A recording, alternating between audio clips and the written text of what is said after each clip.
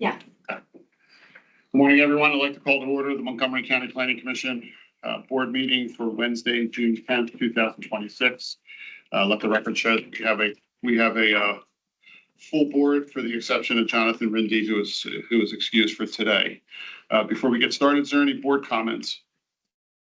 For those of you who missed the affordable housing ribbon cutting in Marion, it was a really wonderful event. It was a beautiful day. Saw some pictures. Mother Nature smiled on us for doing good work and our partners for doing good work. So it's good. Any other board comments? Okay. Just as a note, Patty's filling in for Scott today. Scott's out today. So we should make sure that we ask Patty a lot of questions and see if she tests her knowledge. Ask away, right, See if she's Patty? able to answer. Doesn't mean you have to answer. She also has to stick. That's right, exactly. And in case you didn't know, Patty's the one that wears the pink jacket. Just in case you were wondering, yes, there you go. All right, so do we have we'll first take care of the meeting minutes. Do we have a motion to approve the board meeting minutes from our May 13th, 2026 meeting? So moved. Second moved, seconded. Are there any comments or corrections on the board meeting minutes? Okay, seeing none, all those in favor say aye. Aye. Any opposed? With that, then we go to public comment. Is there any public comment or public or staff comment in the room? Any public or staff comment online? Anybody, Karina? No. Okay. And with that, then moving on to our first agenda item, which is a presentation from PENNVEST. And with us, we have Rob and Rebecca. Good morning. So if you want to come up. I coordinated this between, as most of you probably know, I chair the PENNVEST board in the state. And I thought it'd be a good idea to bring Rob out and give a presentation to the board and also primarily to staff and the community planners. As I find that, the more information we put out about PENNVEST, the better, because it's an incredible fund that's in the state of Pennsylvania that could be very useful for a lot of communities and authorities throughout the state of Pennsylvania. So with that, I just wanted to welcome Rob, and it's all you. All right, thank you, Stephen. Thank you all so much for having me today. I always appreciate an opportunity to discuss the world of PENNVEST, as I like to call it. I'm Robert Bose. I'm the executive director for PENNVEST, and PENNVEST is really an acronym for the Pennsylvania Infrastructure Investment Authority, but we commonly refer to ourselves as PENNVEST. And I'd just be curious, just a quick show of hands, how many people have heard of PENNVEST before, either here or online? All right, good show of hands. All right, no, that's wonderful. Well, I'm going to go through. Feel free to ask questions as I go, or you can save questions at the end. At the end of the day, I don't want anyone having a question, but if you do have a question that you think of later, you'll have my contact information and you can always follow up with me. Essentially, what does PENNVEST do? We fund clean water projects. That's our task. We're essentially a bank, and anything involving clean water infrastructure within the Commonwealth of Pennsylvania, in some way, fashion, or form, we can pretty much fund it. Little history, we are not a state agency. We are state affiliated. We are a state authority. We were established by the General Assembly in 1988, and we're made up of a 13 board of directors chaired by the governor or his designee, as well as some folks from the state legislature and the executive branch and some community members. We're a relatively small agency. We're only 34 people, and but I'll get in a little bit later how we do what we do by leveraging some resources from some cooperating agencies. What does PENNVEST do besides fund clean water? Our primary task in doing that is managing and overseeing what's referred to as the state revolving fund. And essentially what the state revolving fund is we get a little money, we loan it out. As that principal and interest is repaid, the fund grows a little bit. We fund more projects. As that principal and interest is repaid, the fund grows, and the money just keeps revolving. We do have some grant dollars, but primarily the fund is primarily a low interest loan fund. How can PENNVEST help? Essentially, I said pretty much anything involving clean water infrastructure. This just gives you some categories to reference. The bulk of what we do fund, honestly, is drinking water and wastewater projects. We do stormwater, which is becoming more significant within the Commonwealth right now. And a lot of communities are trying to get their arms around how they want to address whether they're dealing with MS4 or just stormwater issues within their community. Also non-point source. I mean, we zeroed down clear into individual farmers, acid mine reclamation, even some brownfields redevelopment for addressing the water quality issues on those sites. Clear down to the individual homeowner in cooperation with Pennsylvania Housing and Finance Agency to do on-lot repairs. So we have a lot of fingers that spread very far in a lot of categories. And I guarantee that if you have some form or fashion of a water infrastructure need within your community, in some way, shape, or form, we're probably able to help. Just to give you a perspective of the size of PENNVEST financially, to date, we've approved 5,400 projects. Our portfolio is approaching $15 billion since 1988. This past year, our budget was $1.8 billion. That's billion with a B that we're putting into the Commonwealth for clean water infrastructure in a single year.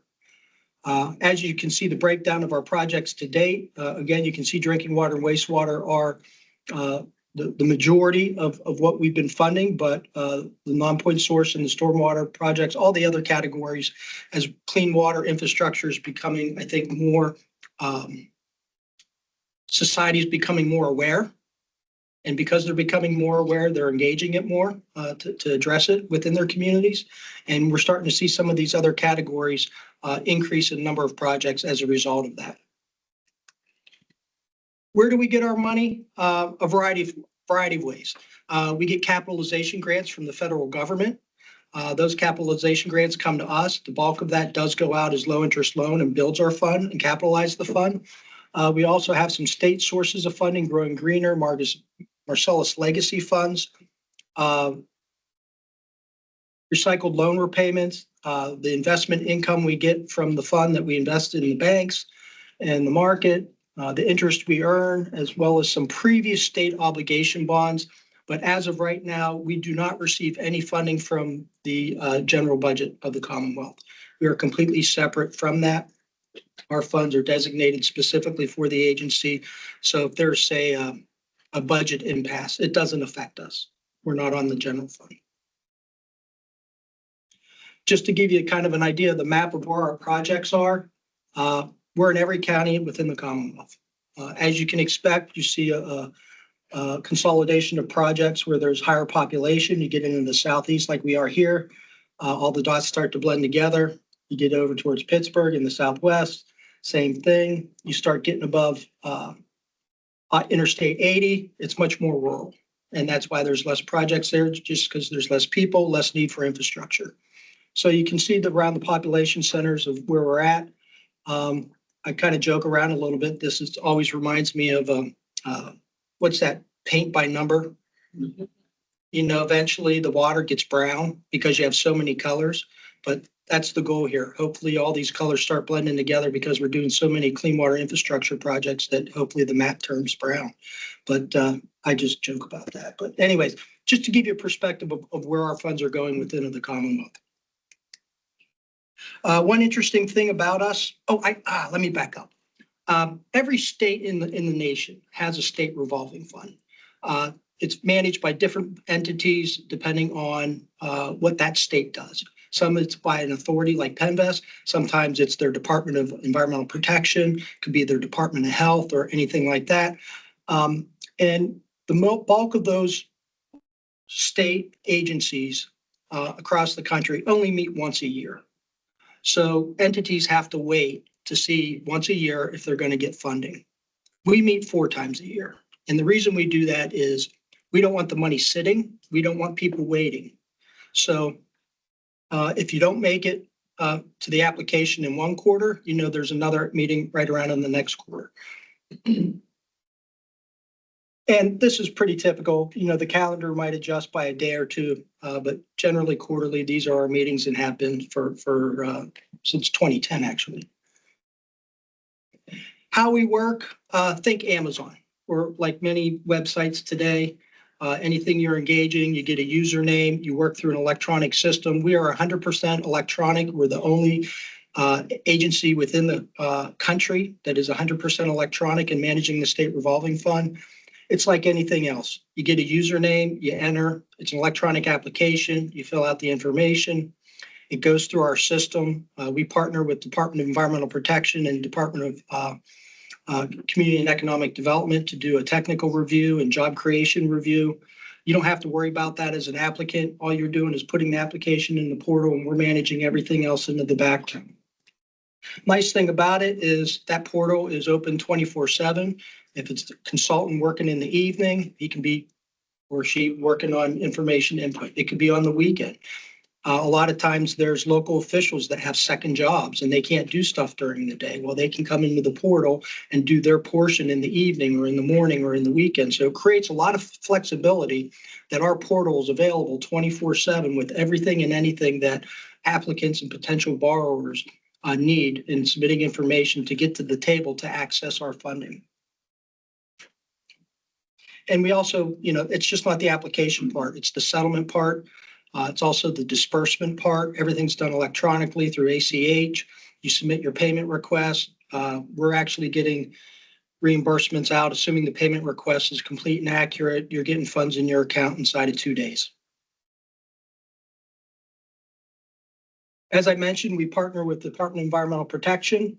We actually pay some of their staff to do the technical reviews, the environmental clearances, the permitting that may be associated with any of the infrastructure projects they're planning. We also work with the Department of Community and Economic Development. They're looking for job creation and job growth, and all of that goes into a ranking that we do to identify priority projects for accessing the funding. And that's really how we're able to do $1.8 billion in a year, 150 projects in a year with 34 people, is we're leveraging the assistance from some of these other agencies to do parts of those reviews. This is just a flow diagram. The most important thing that I can say, if you hear nothing from me today, other than we have significant funding, the other one is how you get started is you contact one of our area project specialists. We have project specialists across the Commonwealth. They live in the area, in the field areas, and to sit down and do a consultation with them. Area project specialist for the Southeast and Northeast is Rebecca Hayden, who's with us today in the background.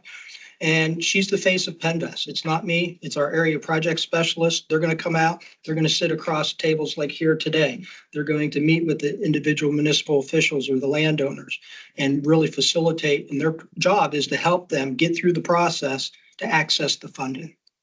That's their sole priority.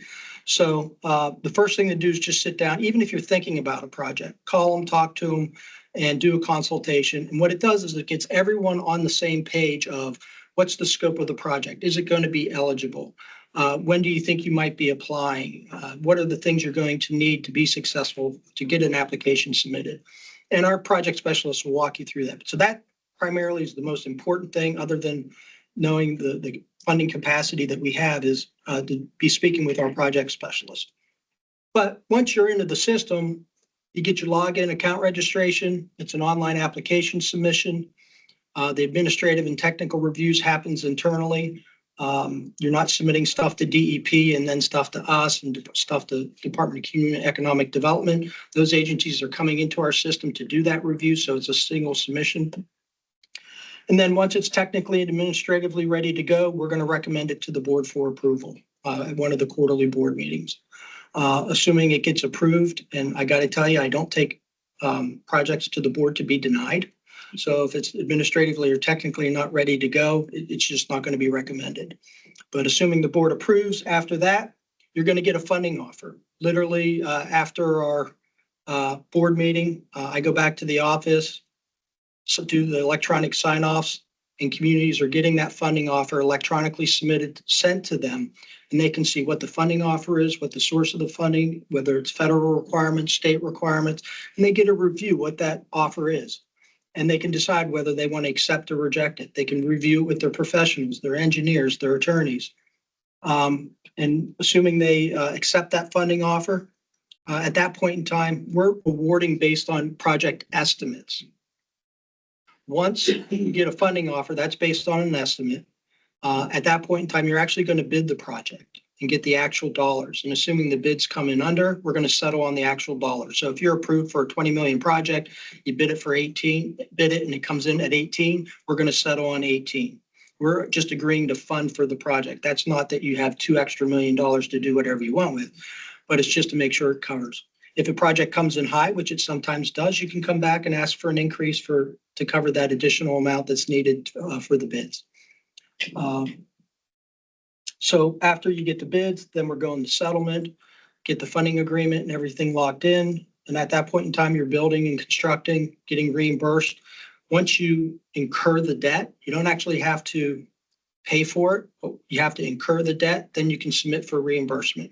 So you could have a contractor submit an invoice for $300,000.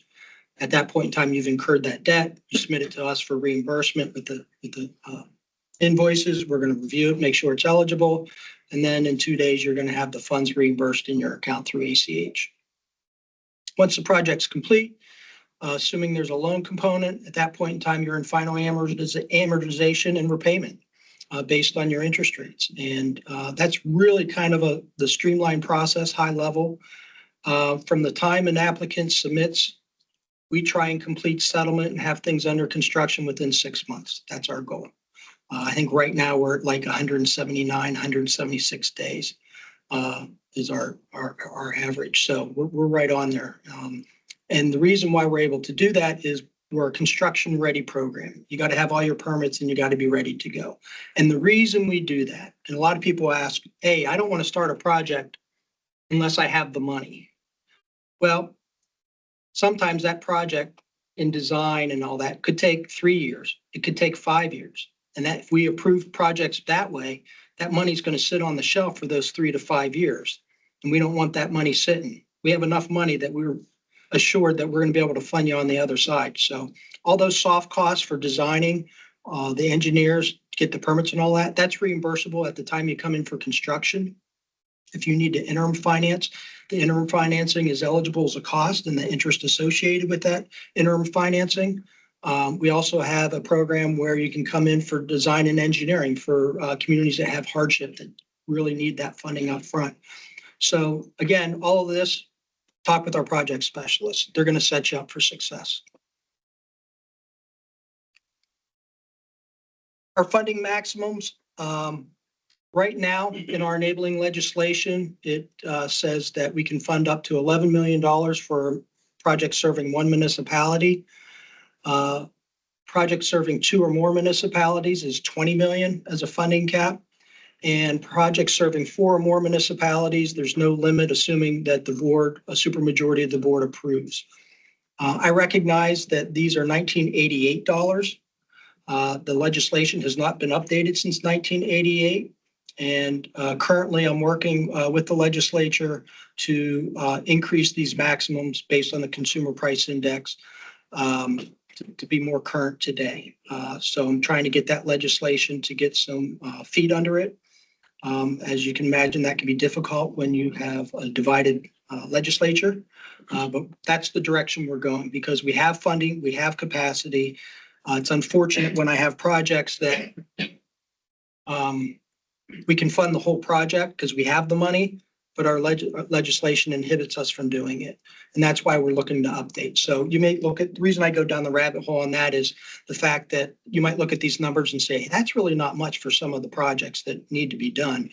But that's why, and that's the direction we're going. We recognize that, and we're working towards that to get more money to the communities.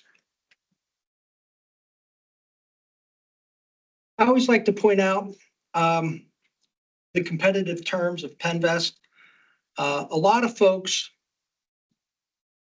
tend not to want to move on a project unless they're guaranteed to get all grant. Everyone's looking for grant money. And the reality of it is there's never enough grant money in the world to fund every project. But if you look at what PENNVEST can do with our large funding capacity, even on low interest loans, our rates right now are between 1 and 2.25%. Market rates on a municipal tax exempt bond, you're around 5. Commercial lending, depending what time you pick, it's anywhere between 7 and 11% interest rate. So that difference in interest rate is like getting a grant every year for 20 years. I mean, how many programs provide that type of funding benefit over 20 years? So I always point this out. Scenario one is $1 million borrowed, 20 years, 1%. Let's say that's PENNVEST. You're going to repay in interest $100,000. You do that same scenario at 5%, say you do municipal bond, you're going at a repayment of interest of $500,000. Now you got a $10 million project, that's $5 million in interest that you're repaying. And it just keeps increasing when you're dealing with the market. So I always like to point out that even though the bulk of our funding is low interest loan, it provides huge savings to communities across 20 years. And I also like to point out is projects will never be cheaper than they are today. They will never be cheaper than they are today. If you look at the federal government's, the Fed, their goal is a 2% rate of inflation. We don't always hit that 2%. We've seen it as high as 7 in recent years. We've seen it as low as 3 or 4. But just with the rate of inflation, $1 million today is going to cost tomorrow more. And the next year, it's going to increase and cost more just because of the rate of inflation. So projects will never get cheaper. I've actually had projects where it was like a $15 million project. They held up the project because they were waiting on a $500,000 hoping for a community development block grant. And don't get me wrong, I think it's wonderful that people seek out all sources of funding and we can work with multiple sources of funding and be a partner in that. But I've seen people wait for $500,000 on a grant and the cost price escalation of the project increased by $2 million in the time they were waiting, basically costing them more in the long run to get that grant. And that's why I always tell people it's never going to be cheaper. There's never going to be enough grant money. It's always best if you have a project, move today. Now, here's the big question we always get and an explanation I provide probably on a weekly basis. How do we make our funding determinations? I broke it down on the slide, but I think I can explain it verbally a little easier. Everything we do from a funding analysis is we're looking for the affordable target rate of a community. And that affordable target rate of a community, what they can pay for those infrastructure services, whether it be drinking water, wastewater, stormwater, is going to be between 0.5% and 1.25% of median household income. And then what we do is we weight that average of the median household income based on percent of population over 60, rate of poverty, and 15 socioeconomic factors. So stronger financially communities are going to be at a target rate closer to 1.25%. More distressed communities, their target rate is going to be weighted and it's going to be closer to 0.5% of their median household income. So once we establish what that target rate is for the community, we look at the impact on the residential user rate that project's going to have. And if as a result of that project, the resulting rate that the community is going to be paying is higher than that target rate, then we look at adding grant dollars to get them down to that target rate. If we don't have enough grant dollars, which we never do, then we start looking at extending the term from 20 years to 30 years. And what we're trying to do is we're trying to get that monthly user rate down to that target. Now, if we have a community as a result of a project, their residential user rate is going to come below that target rate, then they're only going to qualify for low interest loan. But again, still at 1% to 2.25%, it's still huge savings for the communities over 20 years. But that's how we award the little bit of grant dollars that we have, where it's going to be impactful based on those hardship considerations. When you apply to PENNVEST, you're not applying for grant, you're not applying for loan, you're just applying for financing. How severe the project ranks you on how you come to the board, but it has no bearing on the financial determination. The financial determination is a separate analysis based on the affordability of the community. So I always use this example because I'm originally from Western Pennsylvania, Fox Chapel outside of Pittsburgh. very affluent community. They could have raw sewage going down the street, and because of their socioeconomic conditions and financially strong capacity of the community, they're probably only going to qualify for low interest loan. Even though it might be a really severe public health hazard, they're probably only going to qualify for low interest loan. Now you got a community, let's say Gaines up in Potter County. They might be just doing a simple couple stormwater culverts, not a public health or significant environmental, maybe a little flooding here and there that they're trying to address. They might get all grant just because their median household income is $32,000. So we're looking at trying to get people to that affordable target rate with the idea that people pay for the services they're receiving for the infrastructure that's input. So I know that's a lot that I said in a very short period of time. Feel free to ask me questions either now or I'll be hanging out afterwards because that's a lot to absorb. But at the end of the day, know that we're using the limited amount of grant dollars for the hardest hit communities to get those projects done because we want to use the bulk of our fund to get as many projects in. It makes no sense for us to have a system where we're giving grant dollars to someone like Bill Gates. They can afford to put in a project. And that's kind of a simplified version of what I'm trying to explain. Some of our other programs, we work with Pennsylvania Housing Finance Agency. We underwrite in the background. We use their banks for home improvements. People with on-lot septics that need repaired, they can get awarded up to $25,000 for repair. When that's something, life event like that happens, not many people have $25,000 sitting around. We can loan at 1.75% for 20 years, $25,000. I'm actually working right now. I hope to bring to the board here shortly, increasing that amount to $50,000. Hasn't been increased for a long time, and the cost of that infrastructure is drastically increasing. We have a small projects program where the board has given staff approval to award up to $500,000 for projects that is loan only. So if you got a small project that's less than $1 million, we can be the match. Commonwealth Finance Agency, DCED, CDBG can have grant programs that require a match. We can be that match fund. It's all low interest loan. Once we get a complete application, we try and turn those around within 2 weeks to get the funding out. We have various sources of funding coming from the federal government that are specific in how it needs to be used. As you can imagine, there's significant lead lines within the Commonwealth. We're getting roughly about $125 million every year over the last 5 years to remove the lead lines within the Commonwealth. You just apply for funding and we work in the background how to best fund it with those lead line dollars. And that's coming through the bipartisan infrastructure law, or also known as the Infrastructure Investment and Jobs Act.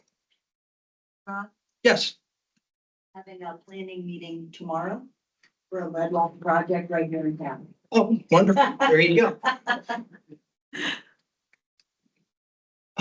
Another significant, especially in this part of the Commonwealth, is your forever chemicals, polyfluoroalkyl substances. I hope I said that right. PFAS, commonly referred to as forever chemicals.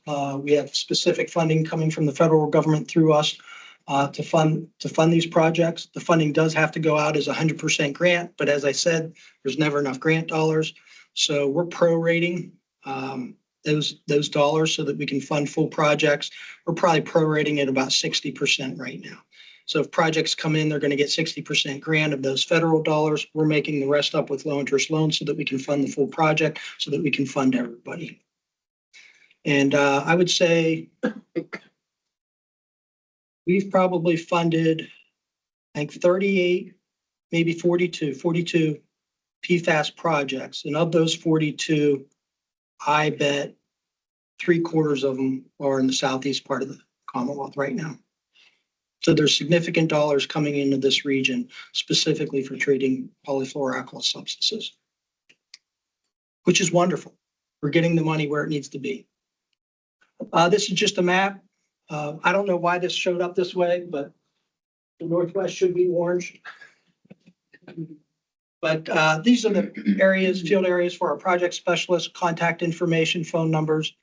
Like I said, if you remember nothing from today, just remember we have significant funding and reach out to the area project specialist and we can take care of you.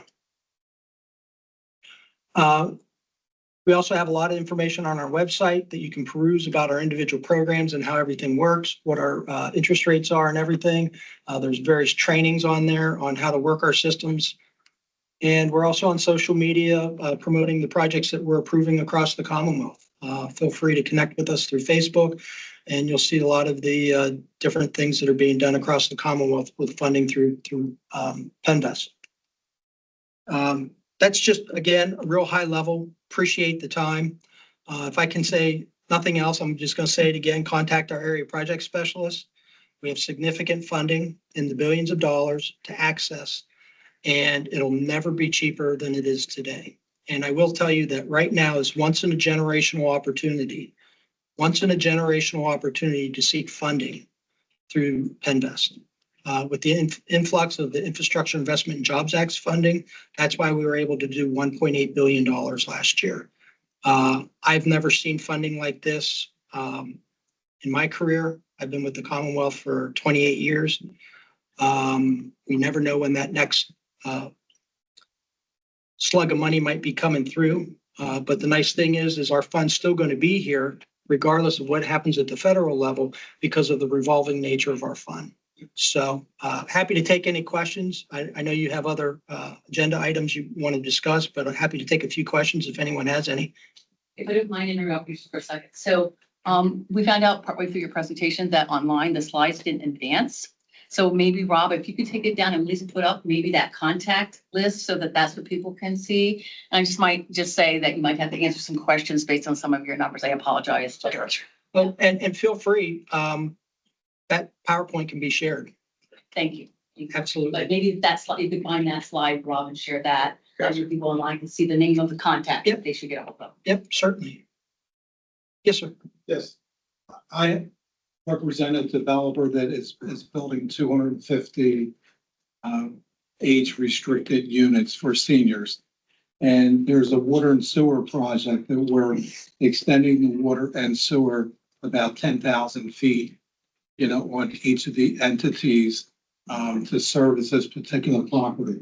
And it will also allow the water and sewer along that line to be extended to the residential component of the project. Is that something that PENNVEST would be interested in? Yes. Okay. But I'm going to answer that with a maybe, because what we do not fund is what we refer to as greenfield developments. If this is previous areas that haven't been developed, if a contractor's coming in, putting in something brand new and it's greenfield development, that's not something we do.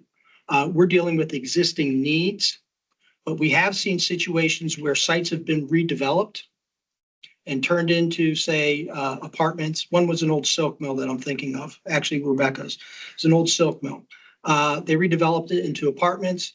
There was a CSO, combined sewer overflow, on the property as part of the project. The part we funded was the new sewer lines to get rid of the CSO that then provided service to that development. So as part of a redevelopment, more of a brownfields redevelopment. But if it's a greenfields, that's not something we'd participate in. But if it's a brownfield, there's possible eligible components there that we can participate in. And that would be something you'd want to talk with our project specialists about. And that would be like a. Yep. Even? Yep. I know, but I don't have the number. Yeah, so silly me thinking that clean water project would be one of our community pools in the borough. That really didn't work out, but I want to thank you and Rebecca for $3 million that you're working with Lansdale Borough. Yeah. And you and I have met over Zoom, so it's nice to finally meet you in person. But the process has been great. We've got stream bank restoration and underground stormwater projects being done for $3 million. We're in the final steps of that long list of bullet points there. So we're looking forward to getting the project started. And I can't thank you guys enough for. Well, and I'm super excited about it because I swam at the Lansdale Y. So as I do my lap swimming, I will come and check your guys' projects out. It's online. She's my girl. On my normal trajectory. Thanks. How long did that take you And to start to? So I will tell you, that was one of the surprising pieces is the length of time that it really does take to go through the process. It's extremely thorough. And it was surprisingly long. However, the results are extremely worth it for 1.027 interest, for 20 years, or I think after 5 years, I think it might go up to something like that, but it's huge. I mean, the board only meets quarterly, if I'm not mistaken, to review projects. So you could apply right after the board meeting and have to wait, another 3 months for them to review the project. But it really does take a while. And I can't recommend enough that you work with one of the consultants that they suggest that goes through and understands the PENNVEST application process, because we worked with a consultant. They took us right through. They got everything approved. They knew how to fill out everything. They knew all the questions, all the information that was needed, and it was seamless. So, Well, thank you for those comments. yeah. Yes.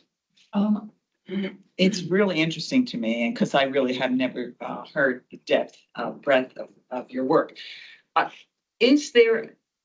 Do you see a misalignment with communities that have fewer resources, but also less focus from municipal decision makers to get into this process? I mean, I'm always concerned with those people who just say, I'm over here, we need it, but they don't get to that point of knowing that PENNVEST can really help them, and the process is so supportive going through. So how do you get out into the community to get to those less connected, less affluent communities that really could benefit from your work? Yep, Rebecca's raising her hand. She's ready to answer. So, I'm gonna just hook into what you said at the beginning where there's need. Right. So particularly here in the southeast, I have a really close relationship with the folks at DEP on the wastewater, drinking water side and stormwater. So quite often, like on a weekly basis, they will reach out to me and say that such and such a municipality or such and such a community or a small apartment complex or what have you is having an issue with fill in the blank, and can I reach out to them, or should we set up a meeting to reach out together? So when problems rise to the level where it's comes to the attention of the DEP, we reach out to communities, even if they don't reach out to us. And I'm not going to start calling out the communities in Montgomery County we're having that conversation with, but so that is one thing. And then of course, the other answer is what Rob is doing right now. Exactly, and how you get the attention A and lot of outreach. the understanding that you are a link, not only a linking agent, you're supported throughout the process for the people, the communities that either can't focus on it or don't think they have the capacity. You're saying, yes, you do, and we'll figure out how to get. Right, so we just have a nudge system where I work with the DEP and, sent out an email just a couple of days ago. Hey, what's going on with these things? We talk with the drinking water chief, the wastewater chief, and we go back and forth to make sure that real needs that everybody is aware of are not dropping through the cracks. And that's really particularly the case here in the Southeast and also in PW with Philly, which of course is its own.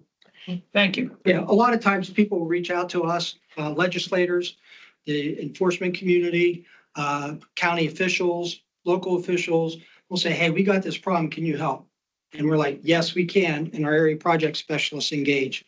We do a lot of outreach, 17 planned outreaches across the Commonwealth. And then these as they come up.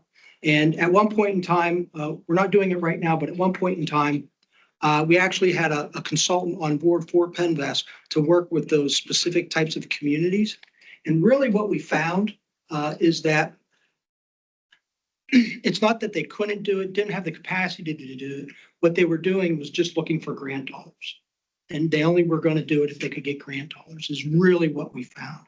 So we weren't getting a lot of value by having our own consultants do that level of engagement because they were just looking for grant money. But I will tell you, any infrastructure project, you got to have a champion in the community. Whether it's a board, whether it's an individual, whether it's an authority, whether it's borough council members, you have to have a champion within the community for the project. If you have a champion, things go smoothly. If you don't have that champion, it's a lot harder to get going. And that's just the reality. Yes, sir. Half question, half request. Talking about trying to get the message out and the ability for us as a planning commission, as a conduit between different organizations and our outreach to municipalities. I was not blown away, but I found it very interesting, the idea of like, there's no better time than today. The savings that you have, like, I can barely do basic addition, but I was like, oh, look at those numbers. It makes sense to kind of get people over that hump of, we don't need to wait for grant funding. There is another avenue that makes financial sense. Being the simpleton that I am in my inability to do math, if you had materials that our community planners, that as an environmental planner, when we go to speak to municipalities, when we go speak to EACs, to whether it's the one pager or some slides that very succinctly talk about why PENNVEST is a very valuable option for stormwater, drinking water, wastewater funding. I think that would be extremely valuable, something like plug and play that as we are having larger conversations to be able to very quickly, kind of get that point across and then just direct it. I'm also happy to come to your meetings. I go to EACs and municipal meetings all the time. That's where I was going to go. Yeah, so I'm just. It's better to have a person talking than a pamphlet that you hand out is what we found. So if you have an event or something going on and you want someone from PENNVEST to talk, reach out to us. We'll have someone there. I live here, theoretically 20 miles and 55 minutes from here. Evening meetings, it's so fun. Just two quick ones. Thanks for the presentation. It sounds like applicants can be both public municipalities and private Yes. entities. And then what are the rates of repayment like? Do you ever have issues with non-repayment, and what's your recourse and how does that work? Certainly. We collateralize everything we do because so much is municipal infrastructure. We're taking a lien on revenues, pledge of taxing authority is collateral. Our default rate on a $15 billion portfolio is less than 1/10% on the entire portfolio. That's impressive. And those defaults are not municipal. Those are commercial.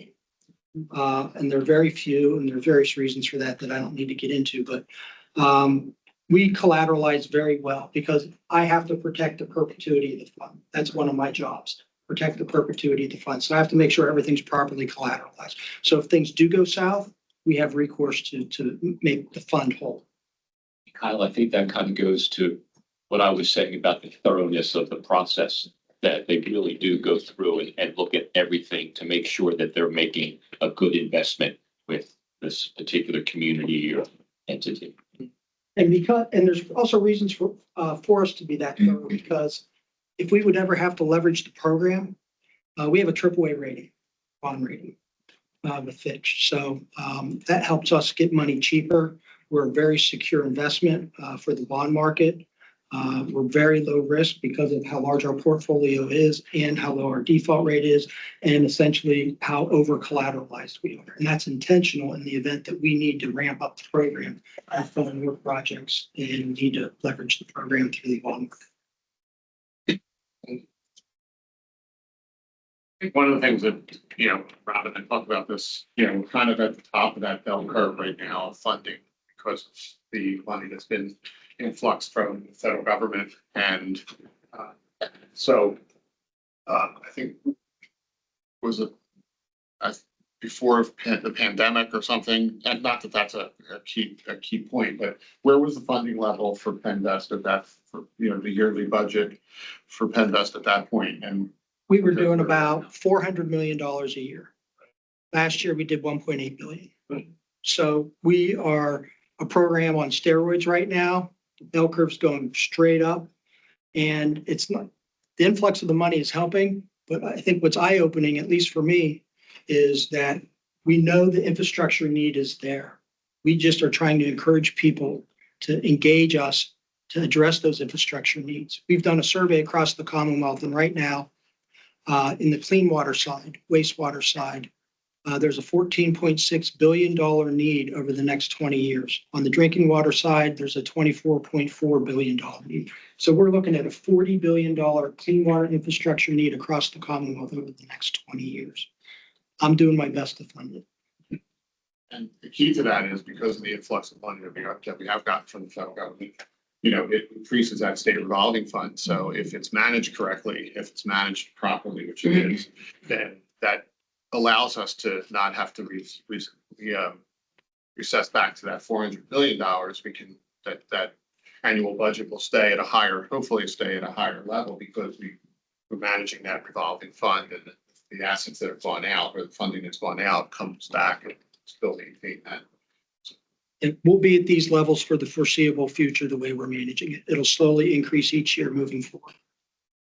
Well, you should be very welcome in all these communities because you want to give out money. I mean, that's. You'd be surprised how hard it is to spend money. I mean, really, and truly, you have T-shirts that say, please ask me for money, because really you make it as easy as possible while still being very focused on the best projects and the most responsible people to fund. So it's a wonderful equation. I think I got the best job in the world. Yeah. I mean, what a mission that you get to be a participant in and help communities. And at the end of the day, you wake up and know you made a difference. So if you have a need or need anything out there, just talk to us. And you have this guy. That's right. He keeps us all straight and narrow. We all have our problems Yeah. to bear. Despite Steve, you're still doing well. So I'll be around. I know you guys have other items on your agenda and I probably took up more time than was allotted, but again, thank you for this time and this opportunity. And we're always here to talk and be present. So just engage us. Any questions online? No questions online? Thanks, Rob. Thank you. Thank you.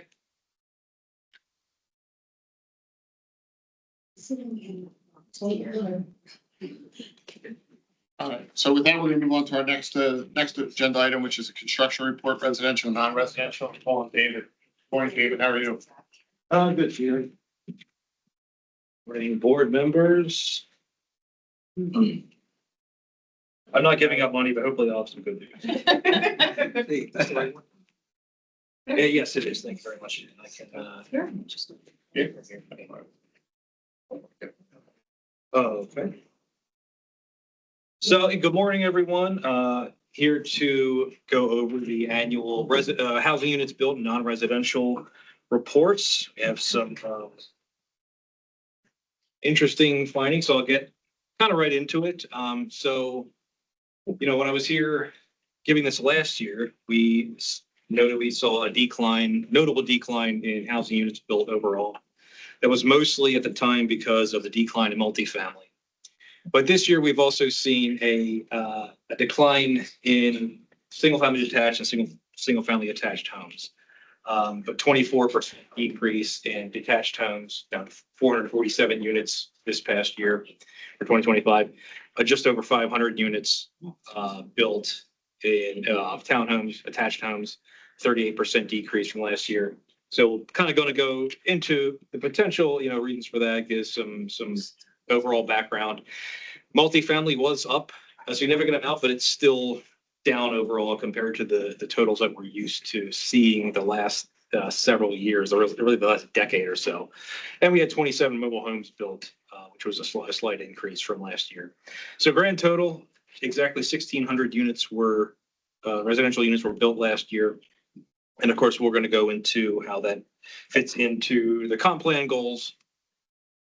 So as always, just giving a little brief background, brief historical trend of the totals for each unit type. So you can see really the single family detached is, it's kind of been gradually on the decline since the start of COVID, down, some upticks here and there, 2024, now down to 447. Single family attached, the 503 units, that's not it's not an unheard of low level. We saw this similar number in 2021. But that's down as well. Multifamily, of course, is still considerably down. We talked last year, and I think this continues to be relevant. The high interest rate construction costs, and in some cases, projects simply just being delayed, not necessarily coming to fruition at their scheduled time. These can have an effect, especially with multifamily, where one single development can make a big difference in your overall totals. And so, the larger trends, the 10-year trends, we see the overall decline in multifamily and the gradual decline in single family detached as well. So just noting those trends. And this is all kind of part and parcel of what's happening in the region, in the larger, in the country, really. Here we go. Hey, David, so you have the governor's housing plan. Mhm. It was I think it was 450,000. 450,000 units we're supposed to, yeah, and we're scheduled to fall at the rate, I think the state's going, or projected to fall, they said about 185,000 units short, I think the rate that we're going. Right, yes, I can't remember I read it, but I can't remember the specific numbers in there, but do we have an idea of where Montgomery County sits within that 450,000 units over 10 years? Is it? Do we know what number where we are? I think we have to be building we usually based our projections on population projections on DVRPC's totals, and I think we have to be building somewhere in like 2,500 units. That was my estimate, about Yeah. 2,000 units per year. 2,000? If we continue to build housing units in the way we've been doing it, about 50% multifamily and the rest divided between attached and detached houses, that we would need about 2,000 housing units per year to keep up with the growth that's anticipated to be here. The state housing report did break down the housing need by county level. Okay. It was just the southeast Pennsylvania region needed, and Philadelphia in particular needed the most. What percent, do you remember what percentage of that 450,000 was projected for the southeast part of the state?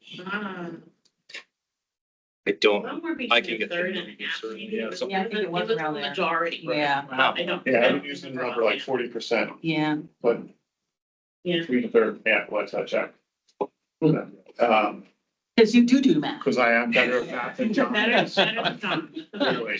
So, and you gotta figure what Montgomery County's gotta be, besides Philadelphia, it has to be a good portion of that. I mean, you have. Yeah, we're doing, yeah. Lehigh Valley area, which I guess is part of the southeastern.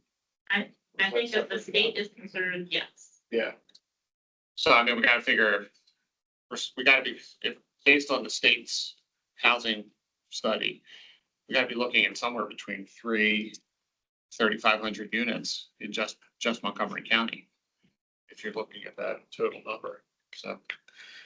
Yeah, we're sort of basing ours on, A year. Yeah. Right. And we're at 1,600, so I mean, it just gives it really shines a light on how light we are on housing. Which also plays into, and we had this conversation yesterday, which also plays into the whole problem with affordability is that there's not enough supply. Obviously, things are going to be more expensive, so. Yeah, you can see, I mean, just the averages since 2020 and really before then, yeah, we're certainly not coming close to the 3,500 average a year. Yeah. And, this all kind of, so just gives the, I'll confirm that percentage though for you though, Steve, as well, because that is extremely important. And, what role are we playing in this, and, what's our benchmark?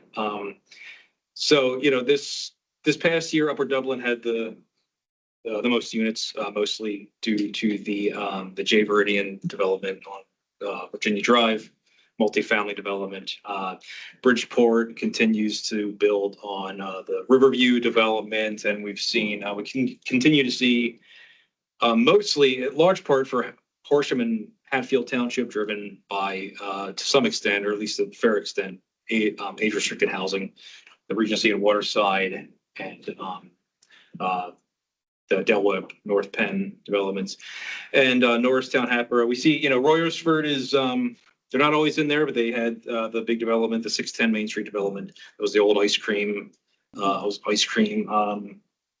not factory, but that old historic site there that was built upon, that was actually brownfield as well, redeveloped into multifamily, or mixed use, I should say.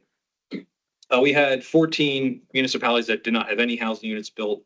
It's not, we usually have anywhere between 9 to 15 municipalities that don't have any, but it was just the ones that typically do. It was just overall much smaller numbers this year as well. Lansdale didn't have any housing built. We're working on Many proposals, many projected. it. Yeah, Working on it.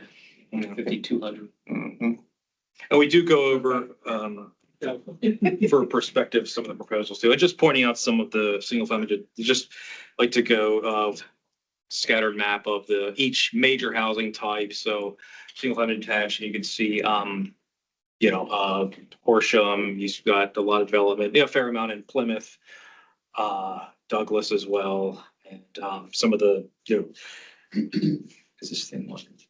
Why don't I never, I swear I know how to work a laser pointer. But yeah, Franconia, Plymouth, like I said, so, certainly pockets of development, but just a much lower number overall.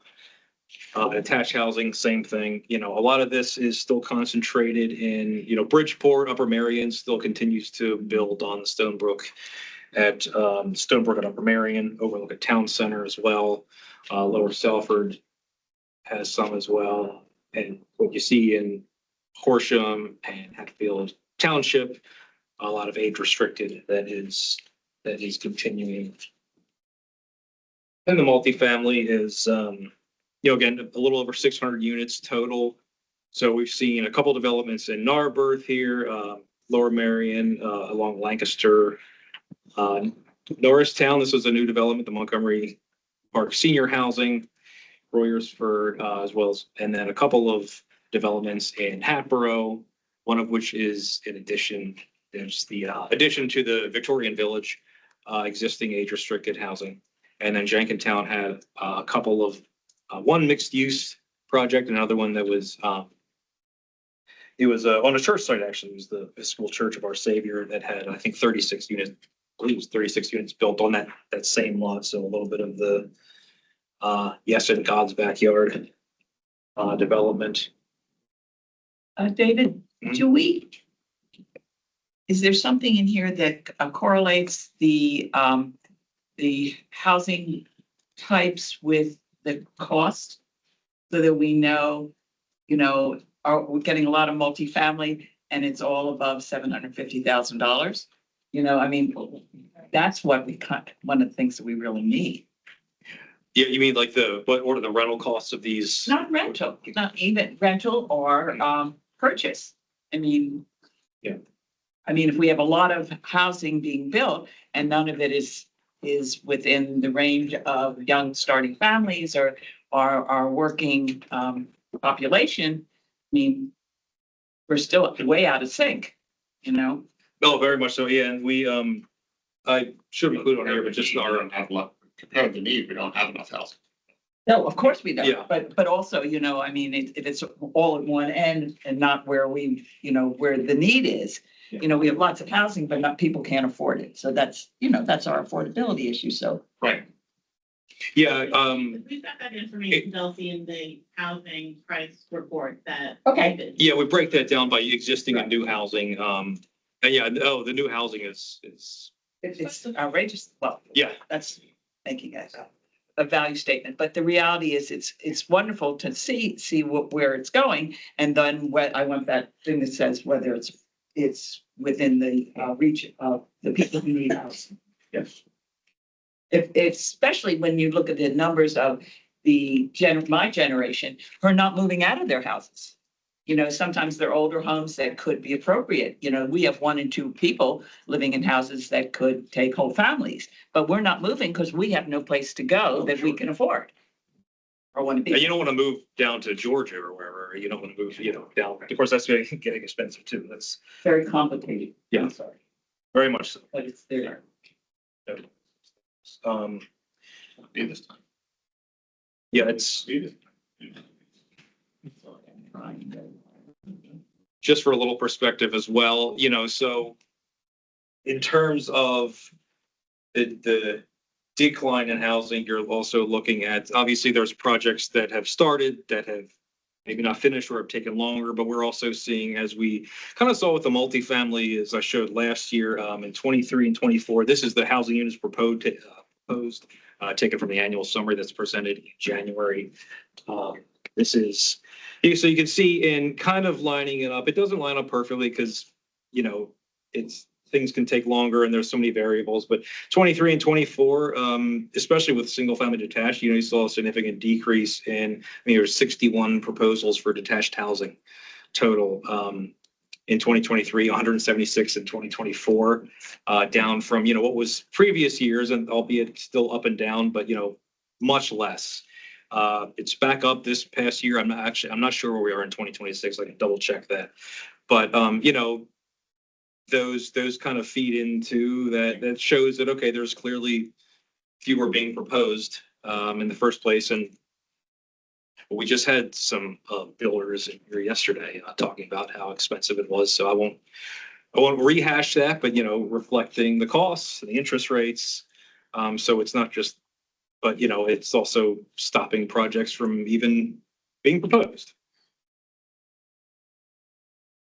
I always like to go into just breaking down age restricted housing. So we did have, we had slightly fewer age restricted units. It's a little bit way down here, 224 units total, which is a slight decrease, albeit we had a little bit more diverse housing types this year for those. This was, again, some of these are existing, the Del Webb, North Penn, and Hatfield Township, Pottsgrove Hunt out in Upper Pottsgrove, Regency of Waterside and Horsham. Those continue to build, to continue to add units, mostly single family detached with some Del Webb's a bit of a mix. Also saw some new multifamily, Montgomery Park senior housing, as I pointed out in Norristown with 40 units. That's the picture of it right up there, just a little bit north of here. And the Victorian Village in Hatboro is 52 units. That's an addition, building D. Adding 52 more units to that large site. And we also saw some mobile homes at the village of Neshaminy Falls in Montgomery, age-restricted mobile home park that kind of rounded out the total for this. So it's 14% of the total units were age-restricted, which is generally in the ballpark of what we've seen. It fluctuates over the years, but that's very similar to what we saw last year. In the growth and preservation map, this is a little bit, we try to make this as visible as possible. It's hard with all the different gradients here, but we've, 93% of the housing units were built in growth areas, which is obviously what we're shooting for. 6% were built in rural resource areas, which is a little bit higher than what we like, but it's in the 5% of what we like. But in the ballpark, the existing preserved open space and conservation, they could be a little bit misleading because they are, the one unit that is built in existing preserved open spaces, I think kind of a holdover from, I believe it was Marion View Park in Upper Marion, which has long been kind of built over. And so that's really what that is. And the conservation is, it's a few different units throughout the western, kind of the northwestern part of the county, that were sometimes close to rural resource areas, but sometimes it's the way they line up. There's very few overall. And then we do, analyzing the single family detached median lot size. So this has generally stayed. It's increased a little bit over from last year, but can vary somewhat wildly depending on the type of development, but it's generally 3,000 to 3,500 square feet living area for the the median area size for detached housing, in, rural resource areas. It can be a little, especially when there's only a few units in there that can vary pretty widely. Some of these were obviously very large lots. But the overall median was slightly higher than usual. It's, fairly consistent, not too much higher than what we've seen. And just in summary, the notable decrease in detached housing and attached housing, and still the lower totals for multifamily, is reflection of what we've really been seeing throughout the county and the larger country, just the housing shortage, and fewer units proposed. And really, as we were talking about earlier, in terms of how that plays into the housing market, the county and the surrounding counties have generally been seeing the same thing. I have that Chester County they're updating their numbers soon, but I've gotten word that their 25 numbers are pretty similar in terms of the trend of ours. It's decrease in attached housing and detached housing. And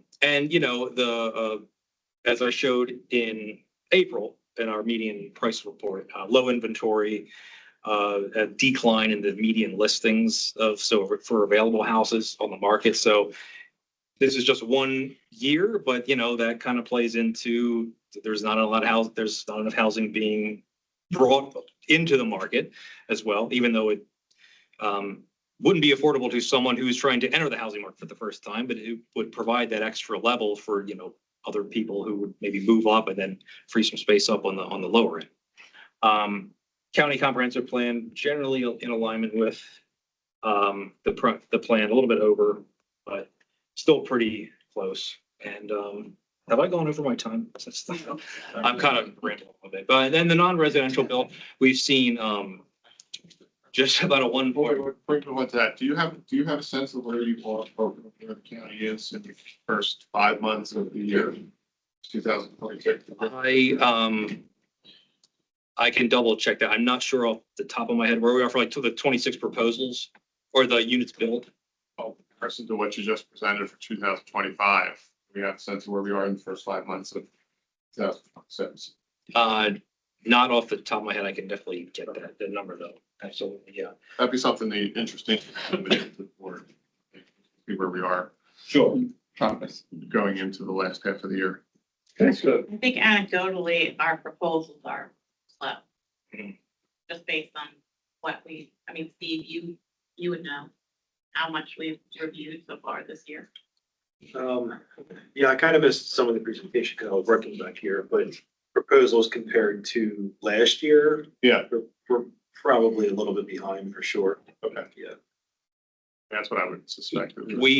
We do have, this is, just from our quarterly construction reports, there have been a few projects either completed or are scheduled to be completed. So it's, not like 1,000 units, but we have a few hundred units that are definitely already done or going to be done this year. So that's, that number I suspect would be similar, around the ballpark of what we've seen in 2025, but I can definitely get total stats. How far real quick, how far back do you go? Does the planning commission go with these numbers? Just out of pure curiosity, do you have We started doing 90s era, post World War II era? I would love to see historically when the county was getting billed out, what these numbers look like.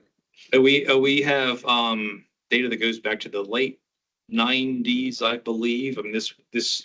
We started doing these reports consistently. I want to say it's 98, 99, and we kind of keep a tally of. We generally keep kind of 10-year snapshots of those, but we do have a historical, not archive. Yeah. It'd be interesting to see the pre-housing boom.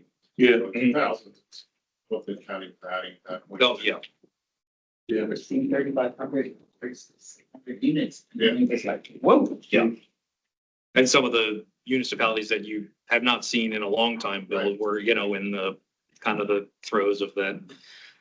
These yearly reports are based on actual building permits that were issued last year. Yeah. So it's actually, we can go back in the census and units in the county. Yeah. We assume from year to year. Non-residential built, this was a slight, well, not slight increase, but a 40% increase, close to a 40% increase in non-residential built 2025, a little over 1.4 million square feet. As is typically the case, that was, commercial and industrial, institutional uses. And of course, we'll see how that aligns with the comp plan as well. There's been, upticks with non-residential. It can be kind of a finicky metric because, the size of any single development can really can really make for an outlying total for any given use. But we've generally still been down since 2018, or well, since before the pandemic. Slightly up from last year, but still down from years past. And getting a little further into that, look at it's right, the last few years, institutional has kind of been some of our largest uses built. Keith Valley Middle School, the new Keith Valley Middle School opening in Horsham, that was our biggest. Delp Drive Warehouse in Talamenson, it's housing mission critical group, which Commerce has told us is providing about 300 jobs. Bernathen Church School in Bernathen, Extra Space Storage in Horsham, self-storage, and the Giant Supermarket in Jenkintown. Just going over, we usually break down some of the largest uses generally. Commercial has been down overall. Extra Space Storage was the largest single commercial use, followed by Giant, and then followed by Narberth Square, the ground floor of the mixed use in 650 Montgomery Avenue in Narberth. And typically, and some of this plays into the housing issue. We used to see more self-storage for commercial. So that was, I think, a big, each year there was anywhere from 2 to 4 different self-storage units. That was really a big driver of commercial, at least the last few years. Haven't seen that as much. Not as people using it, not as many people moving and needing them necessarily. But that's been the trend. Industrial, this has been really up and down as well. From logistical warehouses to manufacturing. Delp Drive Warehouse, as I said, is the largest. Lockheed Martin expanded their footprint in Upper Marion, then National Wall Panels in Upper Hanover. And up from last year, but still significantly down from some of the years prior, when we were seeing multiple manufacturing warehouses. Institutional, this does include institutional aging. We sometimes see this. We didn't see any of this last year, but mainly the Lutheran community at Telford and the Mennonite community in Souderton had some property built on those sites. Keith Valley Middle School topped out the institutional by far, followed by Bernathen Church School. And so, yeah, the institutional has been pretty less than previous years, but up from the last 2 years. This is a picture of the Francis McGuire Innovation Center at Gwinnett Mercy University as well. And just here's this is showing all the non-residential on the growth and preservation map. So overwhelmingly in the growth areas. We'll break this down a little further. This probably would be better as a pie chart, but oh well. So overwhelming majority of the non-residential building growth areas, 99%. Very little built in rural resources. The one property built, or the one development built in existing preserved open space, was actually a building, the Morris Arboretum. So that was just a small 1,800 square foot building, and nothing in conservation opportunity areas. We do look at vacancy rates as well of industrial, office, and retail. Not surprisingly, office has been continually rising, and we've to the point where we've obviously seen significantly less development in that use, and there's a lot of talk about and development of office to residential conversions. Some municipalities are working on ordinances for those, and there's a lot of potential there to reuse so much of our office space that is just not being utilized, and certainly obviously not being built. Industrial has been rising as well, so that's kind of it's been an interesting thing we've seen across the region, across the country, as manufacturing kind of not downsizes, but it gets a lot more specific. We have not seen. I'll bring it up in a second, but we haven't seen. It'll be interesting to see how this plays out with data centers. Just in quick summary, commercials. Where will data centers, will they be classified? Where will they be classified? I would say industrial, yeah, for sure, yeah. And we have reviewed a number of data center ordinances from municipalities. So it will be interesting to see. We'll keep an eye on that in this coming year to see where that falls.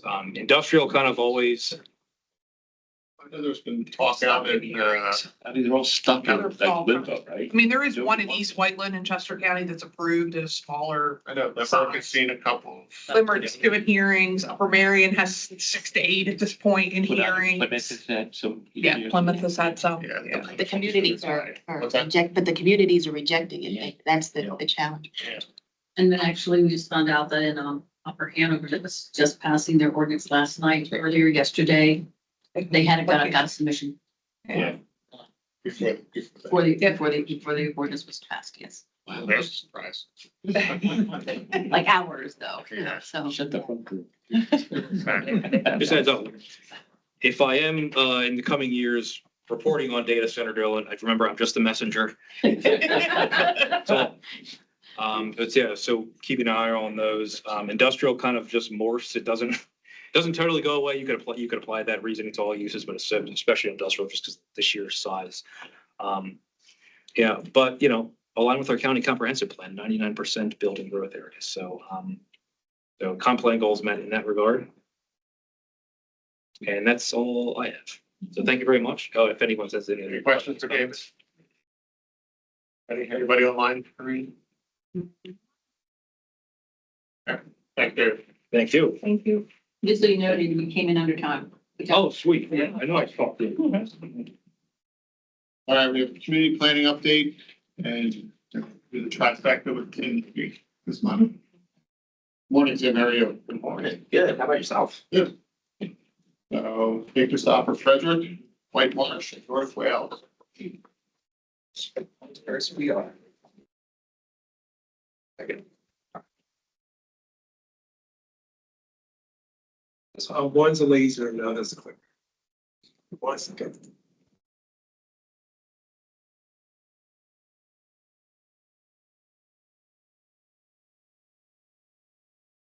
Thank you. All right. Morning, everybody. Tim Konetchy, Senior Community Planner here. I'm going to be going over 3 contracts that were either renewed or in the case of 2 of them, 2 new contracts. For what it's worth, I also work with Ambler Borough, but they didn't renew this past year. So I'll start with North Wales, then I'll get into Upper Frederick and Whitemarsh. I'm going to talk about the communities and contracts a little bit, but I'd really kind of like to focus on the projects that I'm doing in all these communities. So I'm really going to highlight a handful of very exciting projects, I think, that's going on.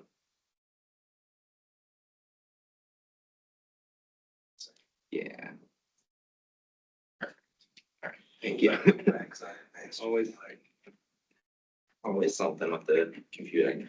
So yeah, North Wales Borough, located centrally in Montgomery County. It's the donut hole in Upper Gwinnett Townships. The population's around 3,400 people, about a half a square mile. It has access to regional rail on the Lansdale-Doylestown line. There's an elementary school within the borough, and they have a small, quaint little downtown that everybody really loves, but we really kind of like to see revitalized and just get a little bit more life moving forward. Contract started beginning of this year, goes through end of 2028. I've actually been working with North Wales my whole time here, so a bit over 5 years. But they're one of the longer contracts. I'm sure they've been with us for 20, 30 years at this point. 90 planner days, 36 night meetings. And I was going to say, we almost never cancel, but in the last 2 meetings, we didn't have quorum. So I make those up by going to borough council. Total contract costs around $78,000, split in half. So some recent accomplishments, big one was rewriting the subdivision and land development ordinance entirely. I believe that's should be in the reporter right now for public notice for the public hearing that should be coming up. I think next month. We also prepared some corresponding zoning ordinance revisions, just making sure everything lines up right. Landscape buffering, things like that. And then interestingly, the curb and sidewalk construction ordinance was totally different from the subdivision land development ordinance. So they were kind of, calling things on the fly, saying, oh, disregard that streets and sidewalk ordinance, just go to the most recent PennDOT specs.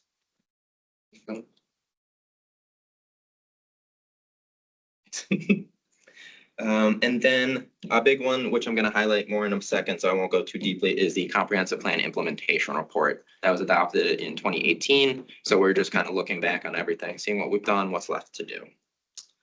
Moving forward, we're going to be doing a streetscape study for the borough's key commercial corridors. Again, I'll highlight that a little bit, and then we'll be helping them kind of implement that. So take the vision, get to engineered plans, and then actually seek grant funding. So the comp plan implementation report, this is something that we've been doing a little bit more recently. I know Horsham or Jenkintown rather did that recently. A couple other communities were interested. Basically, when we started this process, we were maybe 7 years out from the comp plan. The borough has been doing a really remarkable job of just kind of going down the list, checking off all these projects. So they wanted to actually, kind of document that and pat themselves on the back, but then also say, we have to make strides in other certain areas where they're maybe falling behind at this point. Important to note, it's not an update of the plan. There's nothing new. We're kind of staying within the bounds of the plan. So I'm just taking the projects that were a priority and bringing them forward. The final report included a summary of accomplishments. So we highlighted a handful of projects that are on the next slide. We did a little bit of public outreach. So I went to Borough Council after an initial kind of internal audit of the comp plan where we, just went through, checked off all the boxes, presented that to Borough Council. Borough Council said, how about we open this up to the community and ask, what do we want to do next? So we went through, picked out all the projects that were yet to be done, put them into a survey, and then people just ranked them against each other. And it ended up informing our work program moving forward. There's also an updated implementation chart. So literally went through each one, did a project status for, I guess at this point, about 8 years after the adoption. Interestingly, a handful of projects were no longer a priority. For example, they were really worried about parking in neighborhoods around the SEPTA lot. SEPTA lot's almost never even half full these days. So that's just kicking that down the line. So maybe it'll be a priority down the line, but right now it's certainly not. We have permit parking. Everything's kind of running smoothly now. So yeah, let me talk about a couple of projects. So first one, my first project here at MCPC, the walkability audit for North Wales. That's one that we wanted to highlight as an accomplishment. And then going on along with that, we had the Center Street Gateway project that was grant funded and basically took some of the worst, or there was no sidewalks, some of the worst infrastructure or lack of infrastructure. I made it some of the best. And this connects you right into a trail into Parkside Place Park in Upper Gwynedd. There's a joint use pool there and tons of people in the borough go to the park for all sorts of things. And we've heard about the fun Parkside project recently. So I don't have to say, people are interested to go there. So now it's safe, it's comfortable. There's even RFBs, the rectangular rapid flashing beacons on Walnut, pedestrian control, just kind of, state-of-the-art kind of infrastructure. The new Saldo, also a highlighted project. Not super exciting for the general public, but a very big accomplishment for the borough, of course.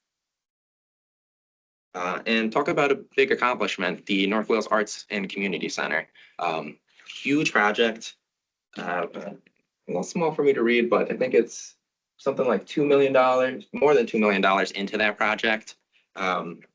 Basically, when the comp plan was being drafted, the borough was notified that a church was planning to kind of cease operations. It's going to be up for sale.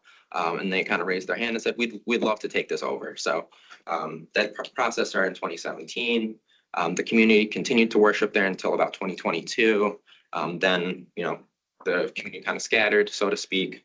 And it was fully, shut down for a while. fully revitalized, construction top to bottom. And now it's state-of-the-art community event space. You can rent it for weddings. Nonprofits can rent this office space that's dedicated at no cost. I think nonprofits, municipalities, anything kind of in the public interest. There's a meeting space with a kitchenette. Yeah, exactly. So we visited that on the board tour. Really beautiful building. The former like church itself, just awesome woodwork. The stained glass is still there, all the light fixtures. So it's a really unique, exciting opportunity for them. And going forward, it should be kind of a revenue generator as well as they rent it out for more weddings and events like that. And then the last project that was completed, 9th Street Park improvements. Some of you might remember DVRP or not DVRPC. DCNR had extra funding from ARPA a couple of years ago, so they did a supplemental C2P2 grant program in the fall. There was a small community section, and of course, North Wales is a very small community, so they qualified for a very much reduced match versus the regular C2P2 program. So we very quickly, Patty jumped in, helped us do a concept plan, got that submitted, and they got the funding. So now it took gravel path that was basically grass. You couldn't tell where the edges was, where strollers couldn't go through, wheelchairs couldn't access it because there was even curbs at every entrance to the park. So totally redid the path, added curb ramps to each entrance, added new signage, and even installed an ADA parking space at one of the entrances as well. So it took something that was inaccessible and now it's entirely accessible. And it's kind of it's neat because it's kind of an alternative to the sidewalk in that section of the borough. And all the students of the elementary school walk to school. So I'm sure a lot of students do end up enjoying that. Okay, so one of the highlighted projects for future implementation was the streetscape study. And we kind of dove right into that at the beginning of this year. High priority for the community back in 2018 or earlier, I guess, when the community outreach was going on. But again, it rose to the top when we did that survey last year. So the idea is to basically, look at the section of Main Street, section of Walnut Street, and then kind of the triangle around the train station, which is their TOD area that hasn't actually seen any TOD development yet. And get it to a point where it really is ripe for that revitalization. So there's sections where sidewalks just entirely missing, right at the train station, which is pretty remarkable, honestly. But you can see everybody's walking along there. It's pretty much mud going from the train station to the Wawa at the corner. So looking at those, and again, just kind of teeing it up for future grant funding so that they can get all those sidewalks installed. And the borough's shown, like with the Center Street Gateway project, they're not scared of big infrastructure projects. They did, I think, probably four or six blocks with that project. And we are currently in the beginning stages of this. So several staff members came out with me, met with the borough. We walked around the area. I guess that was in April. So we took a ton of pictures, and now I'm working with Kevin Chavou, one of the designers here, to do the existing conditions analysis and then, get us towards a concept plan, hopefully sometime this fall. All right, any questions on North Wales before I jump over? Is there land around the train station for So community development, or is there a lot of assemblage that has to take place? there probably is some assemblage that would need to take place, but there are a couple bigger property owners. So there's like single-story garages, like auto garage. What's going on with that? So. Cheers. Oh, well. That's been. I can't really even get started with that one yet. Yeah. Where that is. Tom has his eye on that one. So does everybody else in the world. Can't seem to. You don't have to. Yeah, basically, Probably take you the 6 property hours. owner has tried a couple different proposals.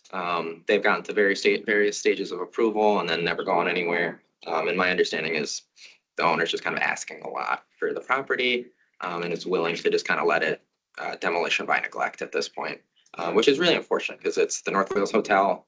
There's all these historic pictures from 1800s of it just thriving. There was, I guess, was it the 100-year anniversary of the country? I think there was like the full Marine Corps marching band came to the hotel, did a thing on the front porch. So there's all this rich history that's kind of just slowly like falling off or getting blown off in windstorms. So that is a thorn in their side. but they're actively working on it as best they can, I guess. Yeah. Okay, so shifting gears very much to Upper Frederick Township up in the northwest part of the county. This is in the central Perkiomen Valley region. The population is remarkably similar to North Wales, though it's 10 square miles. Different. The contract started just about a year ago, and it goes through mid-2028. 72 planner days, 30 night meetings, total cost around $75,000, split in half. So I wanted to kind of highlight what's going on in Upper Frederick. So very much an agricultural community. So the kind of lime green is county preserved farms. Agricultural land uses are in that other green.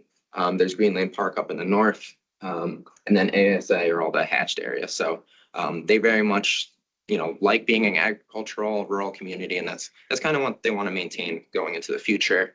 And they've been able to kind of leverage participation in the Regional Planning Commission to, make that vision a reality. They can all share their uses, share the types of residential they want to see. I've been doing a lot of little things for Upper Frederick and a couple of big things too. So zoning ordinance amendments. So we looked at the permitted uses. They kind of just they've been doing like piecemeal little changes to their zoning over time that everybody's familiar with. So we want to take a hard look at the whole thing, take out all the antiquated kind of uses, kind of consolidate, make everything make a little more sense so you could understand what is permitted where, and just generally kind of clean it up. We coordinated with the Central Perk region, so make sure all of the uses are still accommodated. And Upper Fred does, host some of those uses as well. Environmental adjustment factors was something that I'll highlight on the next slide. This is something MCPC has been promoting in a lot of model ordinances for a couple decades. Basically, the idea is you take total lot area and then you get to a net lot area after subtracting out sensitive environmental features that in Upper Frederick's case are very much limiting for development. Almost impossible to, well, not impossible, but very hard to get groundwater, very hard to get 2 septic sites on the minimum lot size. So it should end up actually helping people kind of figure out, what is a good place to develop as opposed to, oh, this huge piece of property is for sale and it's undeveloped. How could that be? Oh, it's all steep slopes. It's all floodplain. There's this much soil until you hit bedrocks, things like that. And then also SALDO amendments. So timely tree replacement standards and just general landscaping standards. Unfortunately, this is a little before the full model is coming out, but I think we got in kind of all the major pieces, and we can always go back and kind of update it as needed. But that was sorely needed. They just didn't have very much specifications, so we added in things like the recommended plant list, native species requirements, diversity requirements that were just lacking. Change requirements for tree, at what point thresholds for tree replacement? Yeah, I think they reeled in the threshold a little bit. So I think it was maybe at 25% removal, and I think they dropped to 20% removal before replacements were required. But otherwise, all the actual landscaping standards, like X trees per feet of buffer, that all stayed the same. A bunch of small things moving forward. The managers asked me last month to help with their noise ordinance. The solicitor and township manager are starting to look at data centers. So I think they're kind of working behind the scenes. So I'll be looking at that with them soon. They have a local comp plan from 2020 that they kind of want to revisit, especially now that the Central Perk region is going to be having a new comprehensive plan as well. So they want to make sure everything kind of lines up. And then just general grant administration support. I think everybody knows they got a Montco 2040 grant, so I'll help them as needed. See, oh, it's working, cool. So this is something we did with the environmental adjustment factors. So this is an online tool that you can use. It's available on the township website. It has the zoning district, so it links out to the zoning map or the zoning ordinance if you want. Mapped all the wetlands, water features, steep slopes, streams, FEMA flood hazard areas. Dye-based geology is really big up there. That's they call it ironstone, really hard to penetrate. And then, oh, that got lost. The depth to bedrock and depth to the water table. So again, it's just kind of helping, prospective buyers kind of screen out what's on the property. there's like a 50-acre lot on Gravel Pike that's been marketed for 30 years or something like that. And they constantly get calls and then everybody says, yeah, exactly. And then they look at it and they're like, oh, it's totally unbuildable throughout most of it. So that's why. So this is kind of just Kyle, looking to let's help. take a break for a second. Yeah. So yeah, I'm glad to get for it. Upper Frederick, before I move on to Whitemarsh. Is Upper Frederick was a renewal, right? No, that was a No, new it wasn't. contract. New one. Yeah, so Very they're in resistant. the region, so they would have probably come up in Central Park conversations, but yeah. Individual contract, no. Be real curious to see where you land with the noise ordinance. Yeah, That is such a nebulous. it is, yeah. So Struggling with that now. the big thing was moving to the A-weighted decibels from just straight decibels, which I guess that's, how you actually enforce is the A weighting, because that's what your range of human hearing is actually kind of calibrated to. So it makes enforcement a lot easier. Where's the noise coming from? Agriculture, and they're protected by the ASA too, so.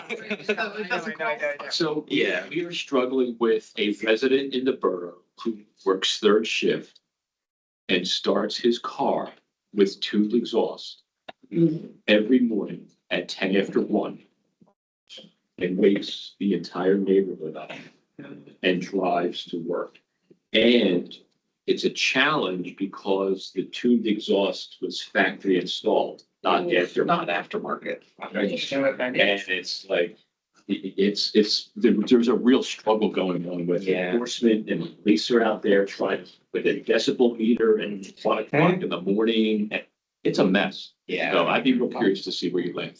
Oh, yeah, definitely. We looked heavily at Lower Marion. I think it was a fairly recent revision. Really? So I'd recommend starting there. Yeah. Random, definitely.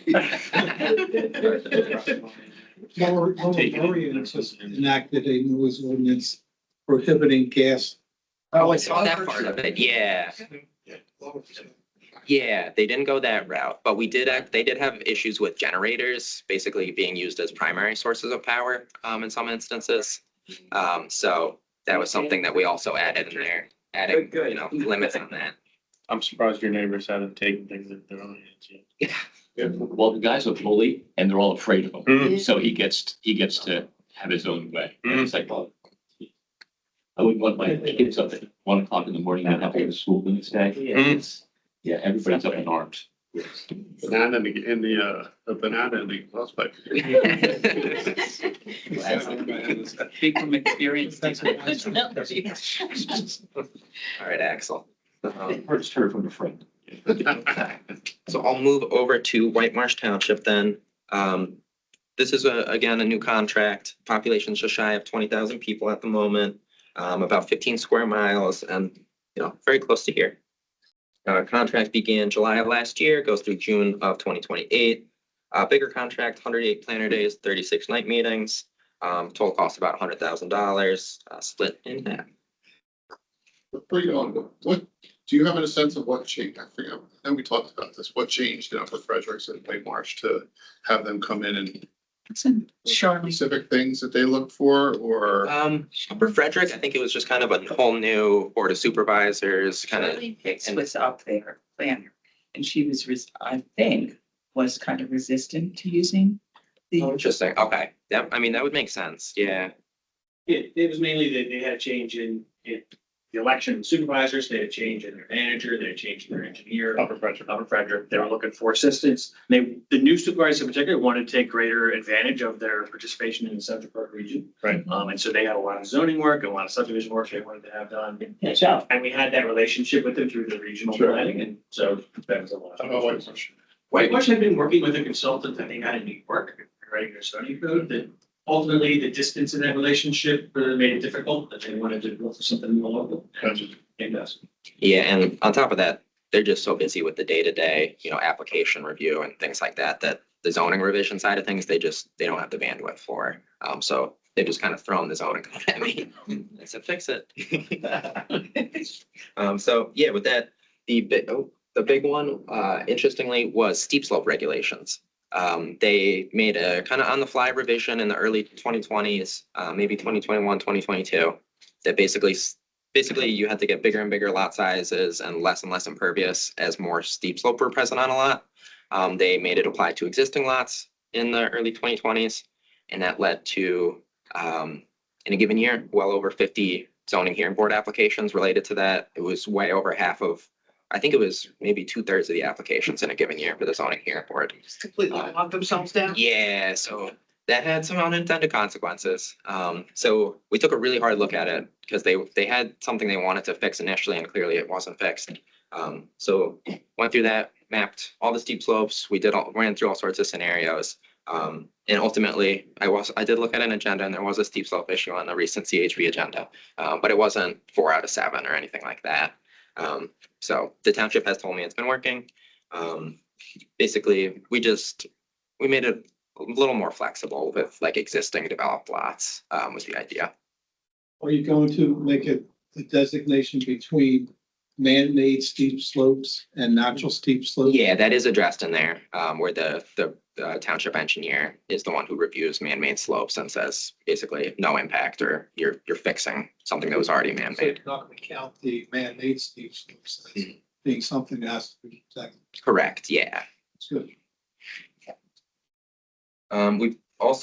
They've been getting a ton of sketch plans. So I've been going to pre-development meetings with them at the township building, reviewing text amendments for certain projects, and just kind of doing like a pre-247 review letter for a lot of sketch plans. You know, they say, oh, we just got this. Can you just take a quick look and give me your first thoughts? And I think that's been really helpful on some of these big projects. What type of project?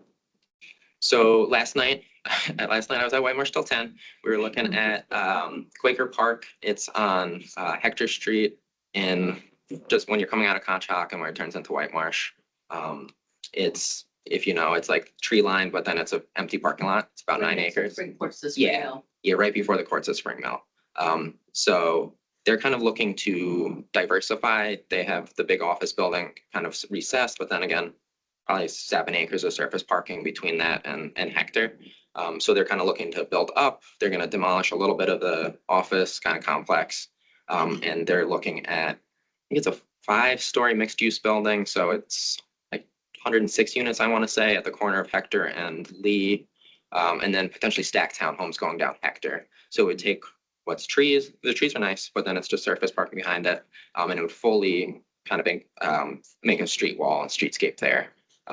They're even looking at direct entry units to some of those ground level apartments. So it would really look kind of like the rest of Hector as you're driving up, with stoops, sidewalks, little individual entrances.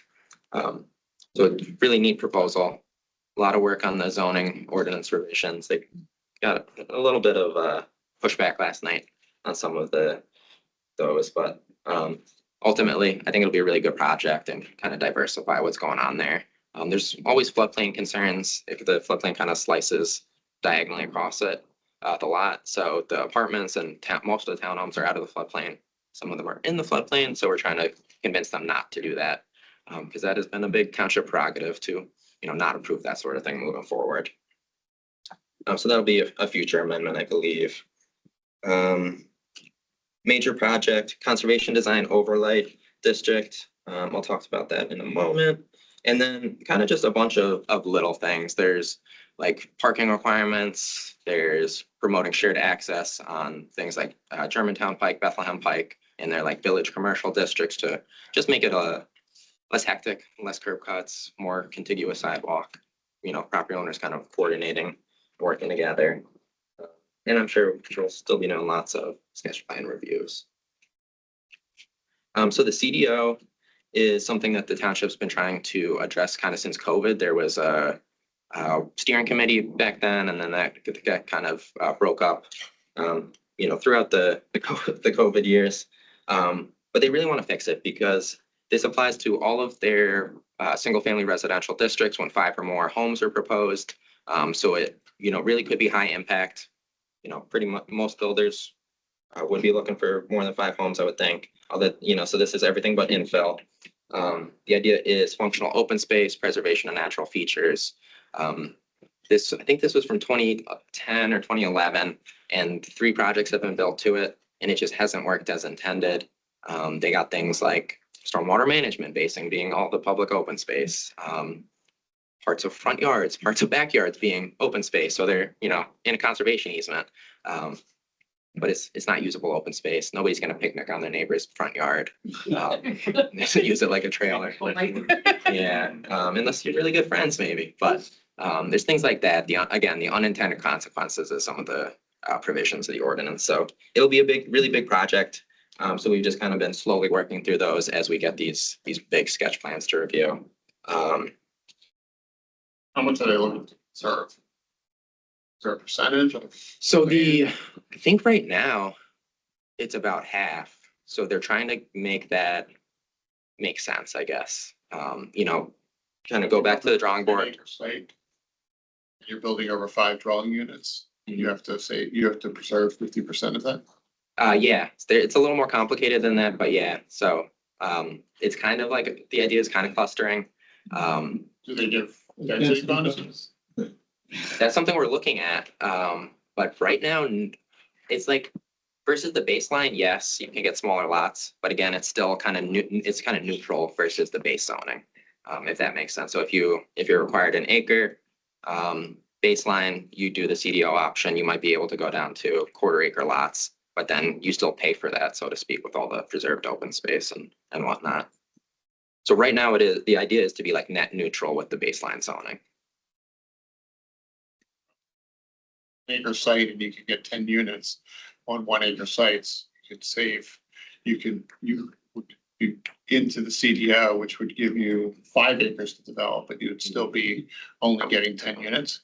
Is that kind of what I'm saying? Yeah, so it's not a bonus, it's just you can build on smaller lots and lower setbacks, things like that.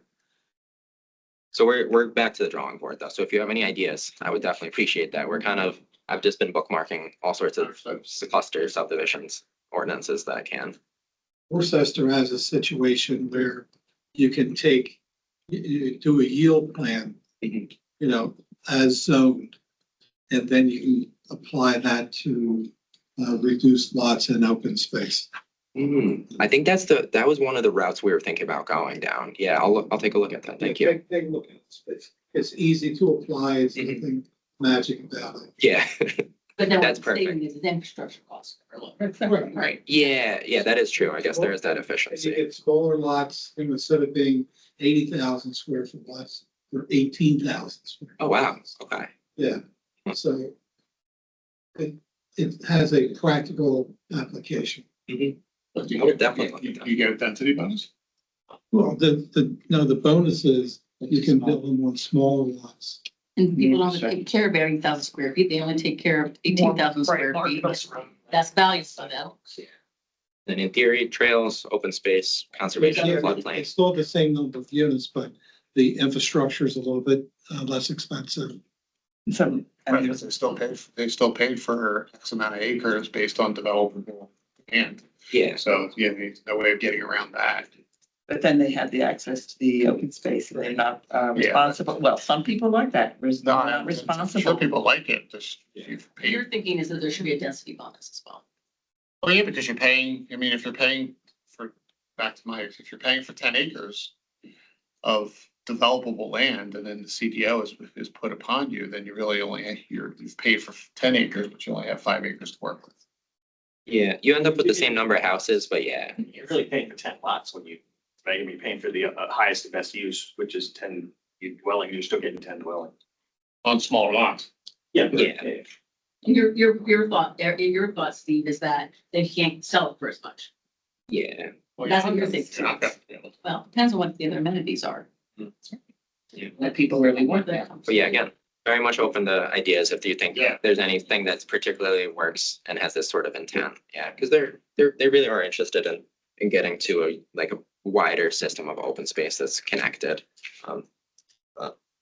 Yeah, very early The days. incentive to conserving the land. So what's the incentive? I mean, other than the fact that they'll be forced into it with an overlay district. Yeah. Which I could see being challenged if somebody had a developed piece of land. So. Yeah. So yeah, this is kind of where we are in the process. Just is this one for online? we mapped all of the applicable districts, so you can see it's a lot of the township. Here's existing preserved open space, all the hatching. Then we did the tree cover, all the steep slopes, which there's a lot. This is a quarry, don't worry about that. And then all the kind of water features, riparian, floodplain. I think what else there might be. But yeah, we'll probably be doing this another year, so plenty of time for more comments. I do appreciate this. How much of Whitemarsh Township is in the county's comprehensive plan developable land map? It's a great question. I'm actually not sure.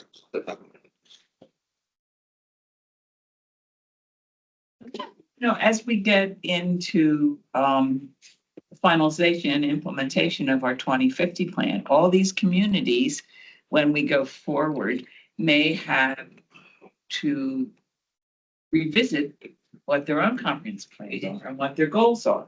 So I think we should think for 2027 that would be part of what our portfolio is to get that alignment. Would you think? And incentivize that whatever we can provide as impetus and incentives for moving forward public policy and activity. Yeah, and I know throughout the process, county planning's been kind of a little circular where they say, this is what the local comp plan says, and then kind of seeing if that fits with the county's vision as well. So hopefully there is a lot of alignment already. But I totally agree, especially in terms of the full open space system. What we deal with, as every time we have a comprehensive plan, whether it's when we're giving out incentives or grants, and is it consistent? Is it not consistent? What does that mean? And how do you encourage people to make choices that we wish them to make, since that's one of our only leverage points. This is true. And we try with like the review letters, for example, like the Quaker Park, we don't support building townhomes in the floodplain. But if it's allowed by the township, it gets a little tricky.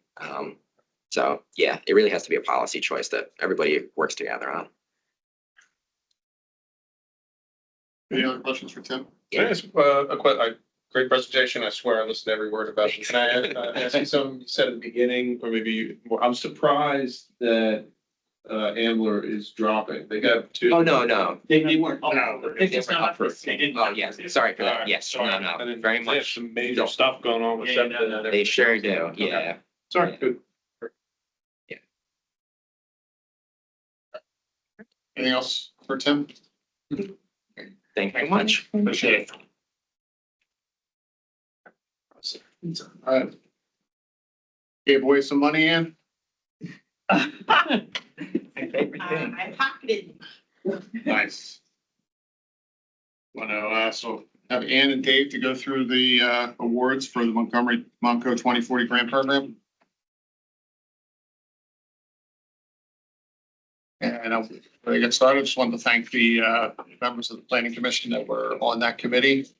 So Kim, Kyle, Bob, and myself. And I would note for the record that I was the only one that did not show up in the room in person during those meetings. Noted that. I'm still feeling Keep pretty, noticing I'm that. still feeling So pretty guilty about it. Wait, what? Yeah, Your presence was still felt. At 6 o'clock in the I morning. know. You did, yep. Unbelievable. Felt pretty guilty about it. You see your mood. Yeah. Yet you managed to be here yesterday and today, so I don't, maybe Yeah. it's me. Somehow that just doesn't really make up for it. So, I don't think Kyle or Bob are gonna give me any credit for that. Absolutely not. Zero. Can't maybe, but that's on me. All right, so hello again, and I'm just going to be presenting the overview of the grant program and the 2026 winners. As you know, we've announced those, and Ann's going to go over the progress of some projects in years past. I'm just going to start off with a little overview of both the last 10 years, but also this past year. So 2026, we received 35 applications from 31 municipalities, totaling more than $6 million in requests. We awarded 16 applications for a total $2.75 million. And that brings our 10-year total to 294 total applications received in the history of the program for over 43 million in requests. We've awarded 173 grants for a total of 23.5 million. Our average grant award is with this year is about 100, just under 136,000, and 58 municipalities have received funding now. So yeah, almost to the 62, but yeah, not quite, but we're getting there. Nice. Just a few years. Pretty cool. That's a pretty. Congratulations to us. Who are the 4 outliers? Oh, God. Montgomery. Montgomery hasn't had one. uh, So the few new ones were like Rockledge got their first renewal. Yeah. That was Sealing the Upper harder version Frederick. of the question. Ask us. Yeah, yes. Three municipalities. That's That's all right. But so I'll get right into the 2016, well, before we do that, just the focus category. So, you know, we currently have 3 focus categories. We've transportation mobility, adaptation resiliency, downtown and community destinations. Those have made up the overwhelming majority of the grant winners. Obviously, we used to do green parking and business parks the first couple of years, but these are the 3 of you that have stuck around for the entire time. Just under half of the projects have been under the transportation mobility section. So, and that includes trails, you know, trail connections and things of that nature. So that's a big part of this as well. Just over 10 million awarded. Getting into the 2016 winners or 2026 winners, excuse me. So Abington Township was awarded 132,000 for the Briarbush Nature Center invasive plant management restoration project. Elimination. It's kind of a mouthful, I know. The Briarbush Nature Center is in Abington, is really one of the few nature centers in the whole region. So it's got a wide reach. They received just under 40,000 visitors last year. They're going to be replacing invasive plants with desirable native plants over 11 acres. On over 11 acres of green space there, replacing really wisteria, some Japanese knotwoods. It's going to include some interpretive signage as well. It's going to employ, you know, on site, their senior naturalists will be overseeing maintenance of that, the Parks and Recreation staff, as well as employing some volunteers as well. So it's a very exciting project. Bridgeport, they were awarded 250,000, the maximum for the 440 Mill Street redevelopment. This is going to be a revamped parking lot that will serve as really a place for community events and also provide access to the proposed Bridgeport Spur Trail. It's going to include 2 electric vehicle charging stations, new lighting, security cameras, waste receptacle seating, amenities of that nature, bicycle parking as well. In addition to 35 trees that will be planted in kind of like a large green space area that will be there. So it would be expanding green space, improving connectivity, kind of providing another community destination for Bridgeport. So that's very exciting. Cheltenham was awarded $48,800 for the Wesley Plaza Protective Streetscape Initiative. This is for Wesley Plaza in between Easton Road and Bickley Road. You know, very popular with festivals. They have their Christmas in July festival there that we've done pop-ups at for the comp plan. And they're basically going to be installing permanent bollards, benches, planters, decorative banners at the plaza there to basically create kind of more of a welcoming environment, safe environment that's a little more, you know, safe from, you know, kind of protected from the street, protect pedestrians. Instead of having, you know, rely on heavy municipal vehicles to kind of just block off the plaza there. So, you know, another a good example of a community destination that we're seeing in Cheltenham. Franconia has, they were awarded just under $250,000 for the pedestrian safety improvements in a few different areas. So this is going to involve the installation of 2 rectangular rapid flashing beacons, one and ADA compliant ramps, one along Branchwood Park on Camp Road, and on West Broad Street at the Lionsgate community, as you see over on your right. It's going to include advanced pedestrian warning signs and pavement markings also along Godshall Road for the existing kind of mid-block of there. It's going to connect at Frank County Community Park. So good example of pedestrian safety that you're seeing here, you know, and then also improving connectivity as well, which is much needed in this part of the county, I think.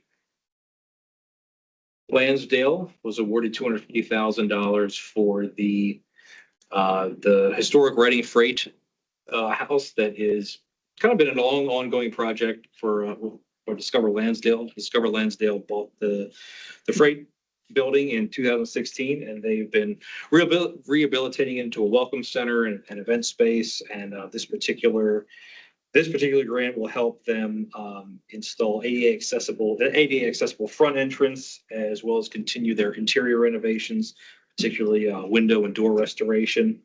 It's going to also cover improvements to a public courtyard, and it runs right along the right near the adjacent to the Libertyville Trail. So there's a connection that kind of goes to that, and also connects to ultimately connects to the Emerald apartment complex that's a little south of there. So it's a very exciting project as well. Lower Marion Township was awarded $100,000 for the Cricket Terrace streetscape improvements.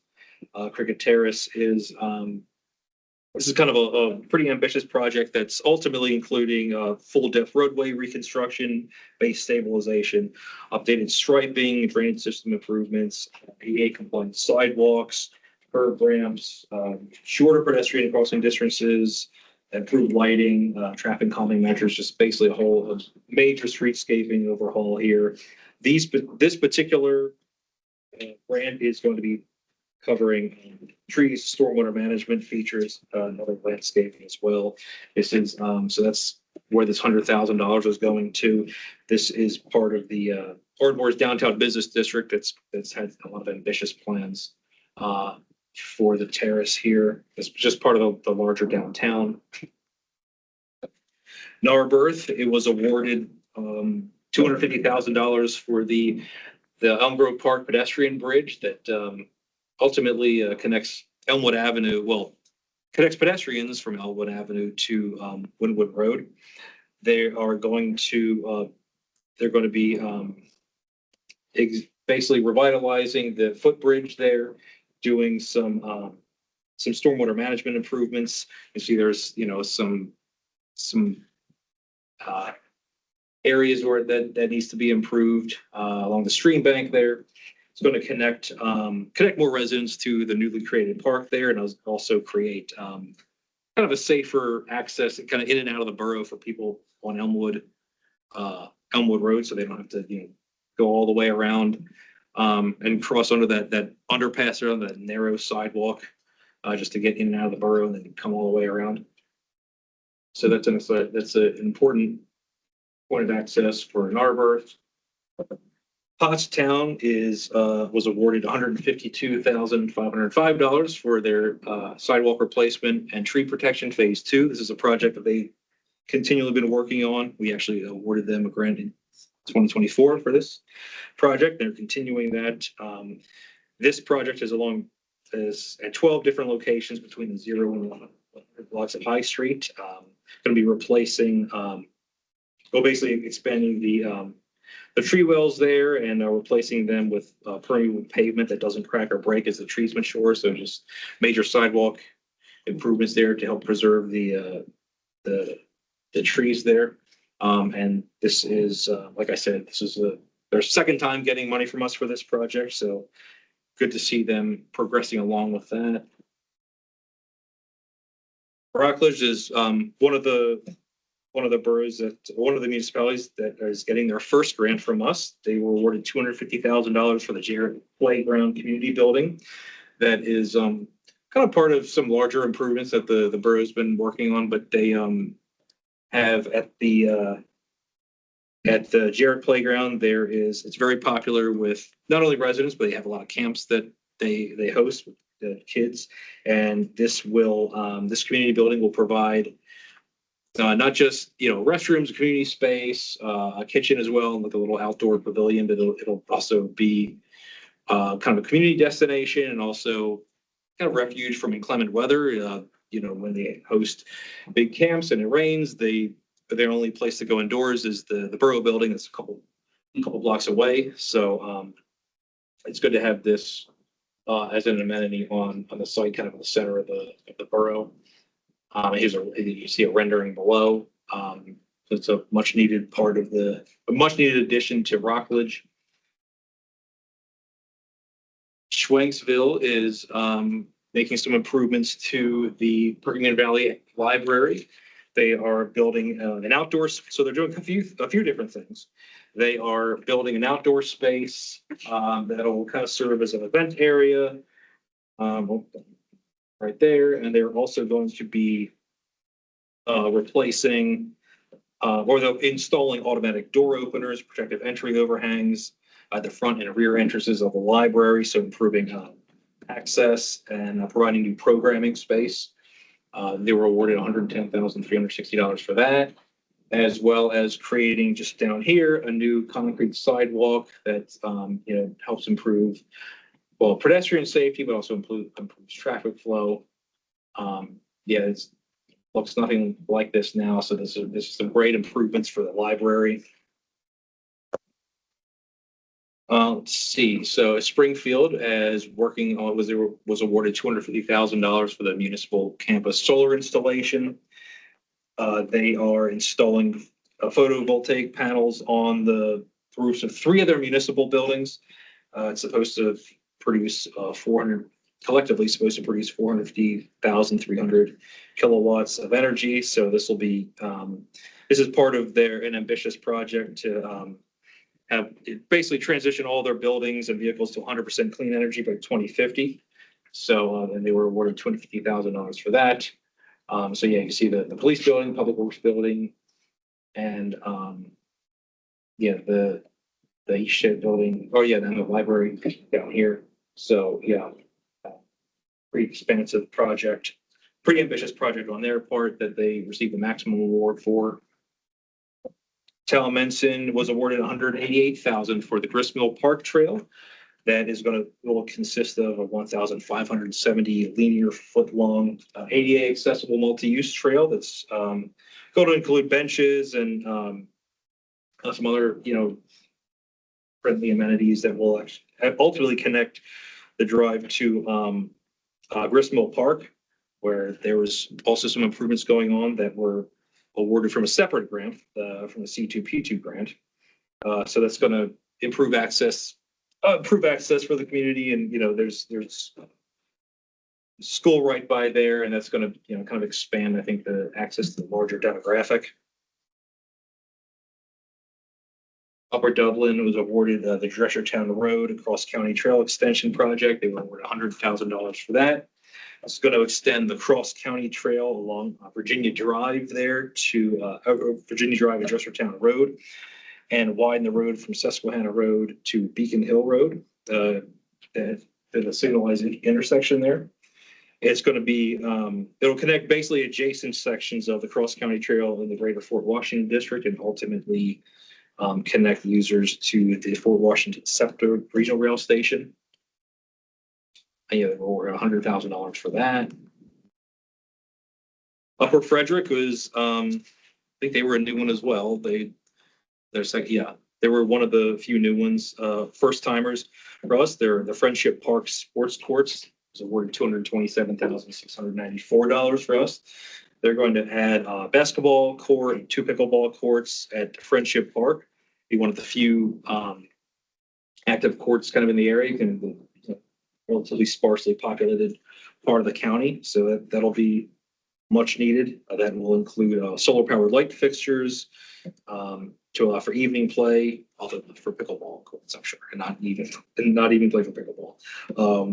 And renovating an existing sidewalk trail here. You can see, so there's an existing trail right along here, and they're going to be renovating that to form kind of 2 loops, which will also consist of new workout stations along there to engage residents in exercise options. There's also an old a historic schoolhouse that sat on the site, so they're going to be installing a commemorative plaque for that to just honor the heritage of the site there. So that's an exciting addition to this part of the county as well.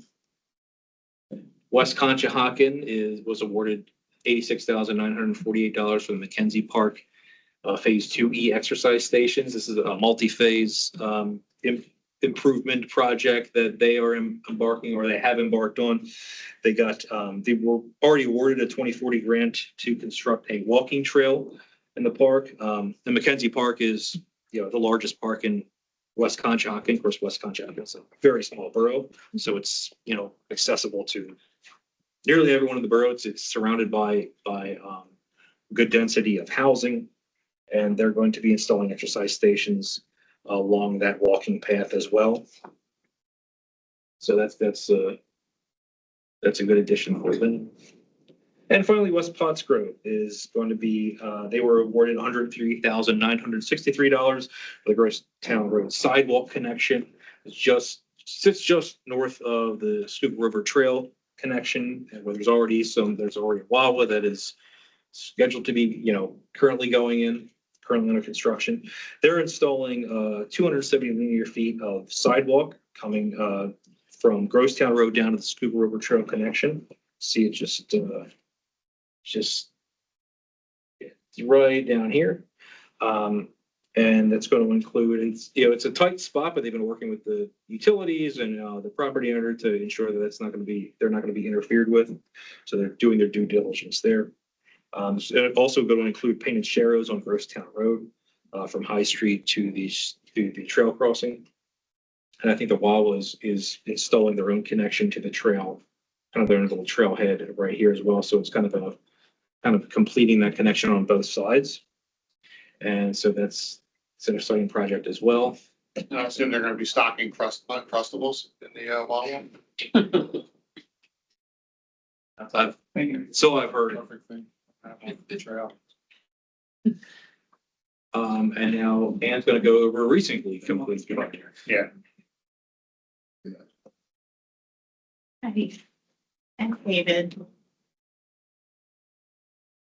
I would be remiss if I did not thank David and Chloe, who is not here today, for all of the time that they put into running this year's grant cycle.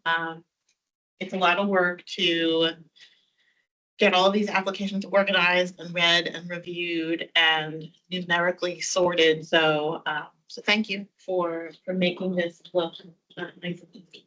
All right, I'm going to go through all of the projects that wrapped up in 2025 and in the early part of 2026.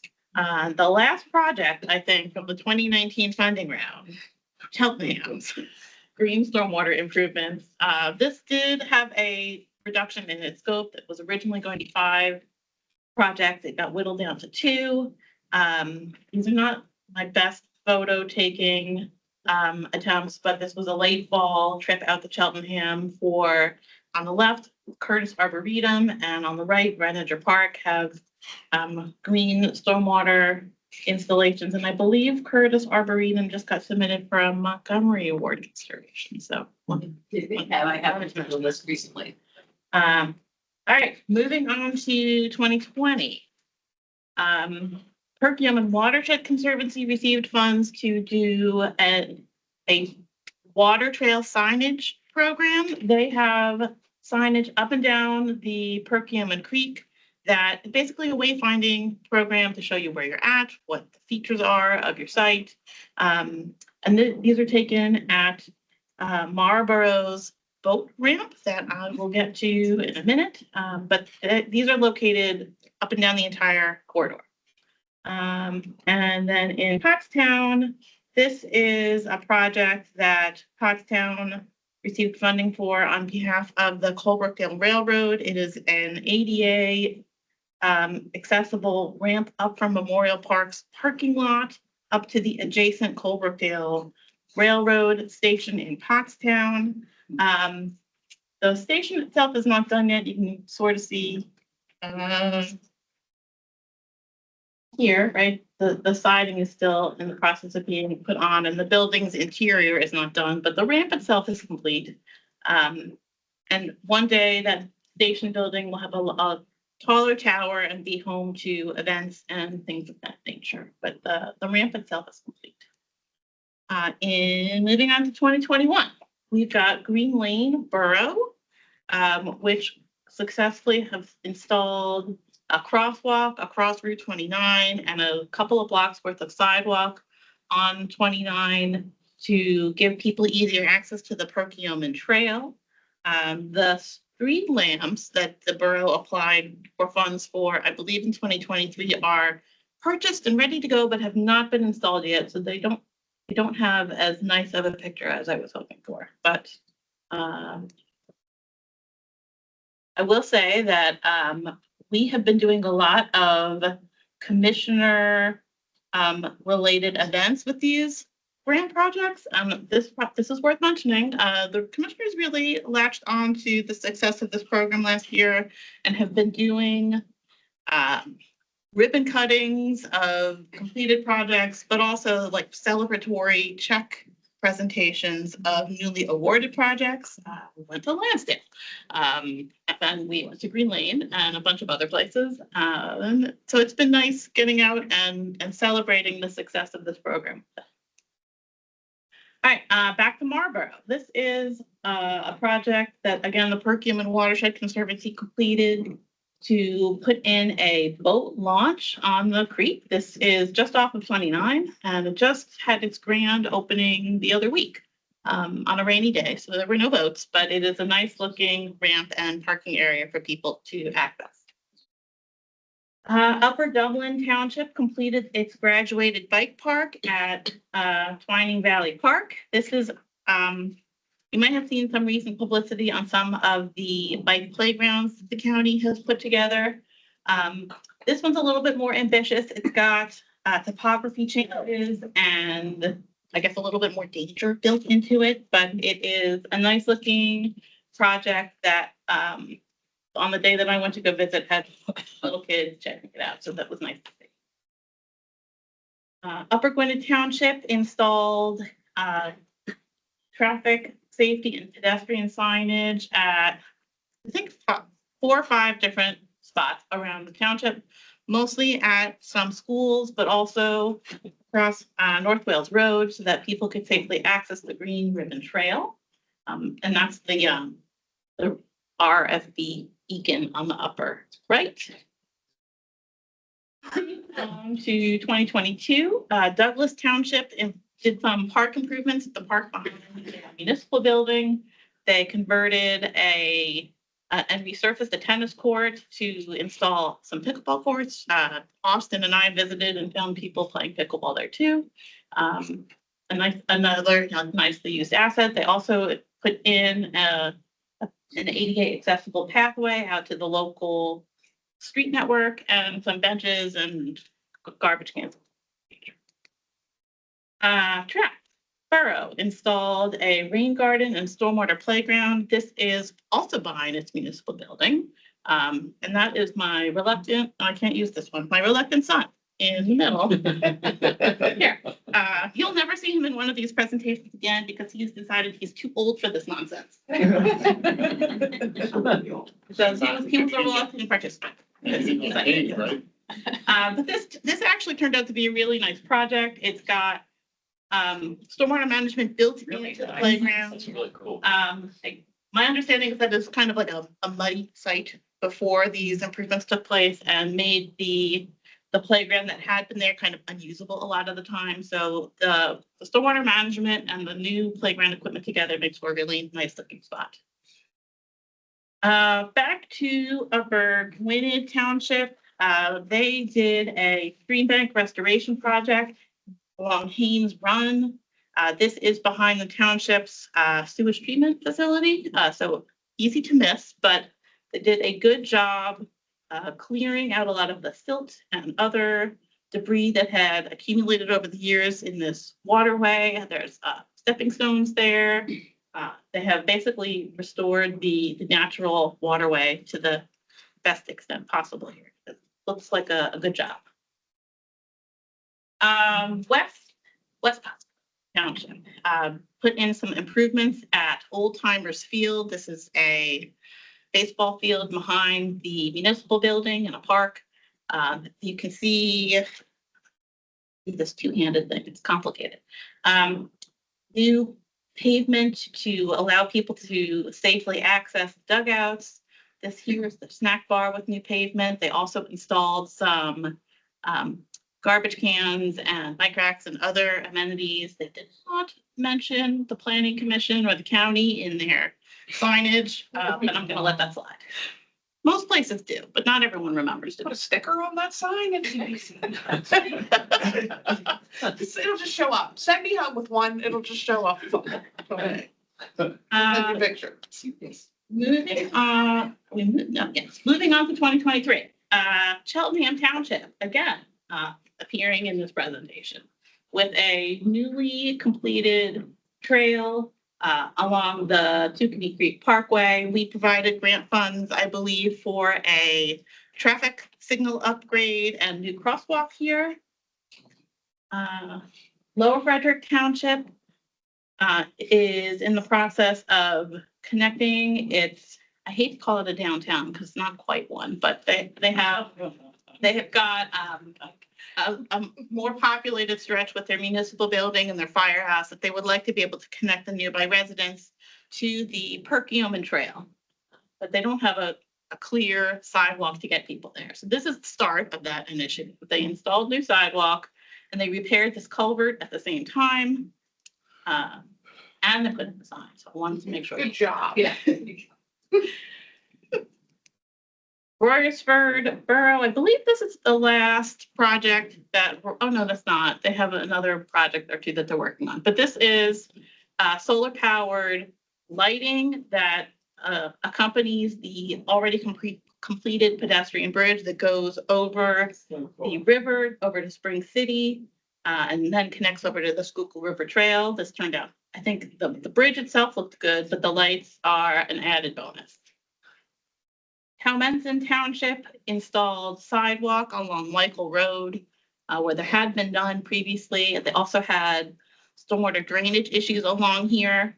So they installed curbs and a sidewalk to improve that. And now this connects the township's pool down toward, I think, completely to North Penn High School. And then Recharge Park. This just had its grand opening the other day. These are funds actually that were originally going to go toward the solar powered street lamps that line First Avenue. But that project ended up coming in at less money than was anticipated. So they had an unspent fund. They had a completely unspent grant that we redirected toward this project. This was an abandoned electrical substation that was removed, and this is what is taking its place. It is between, you can see. What are those round things?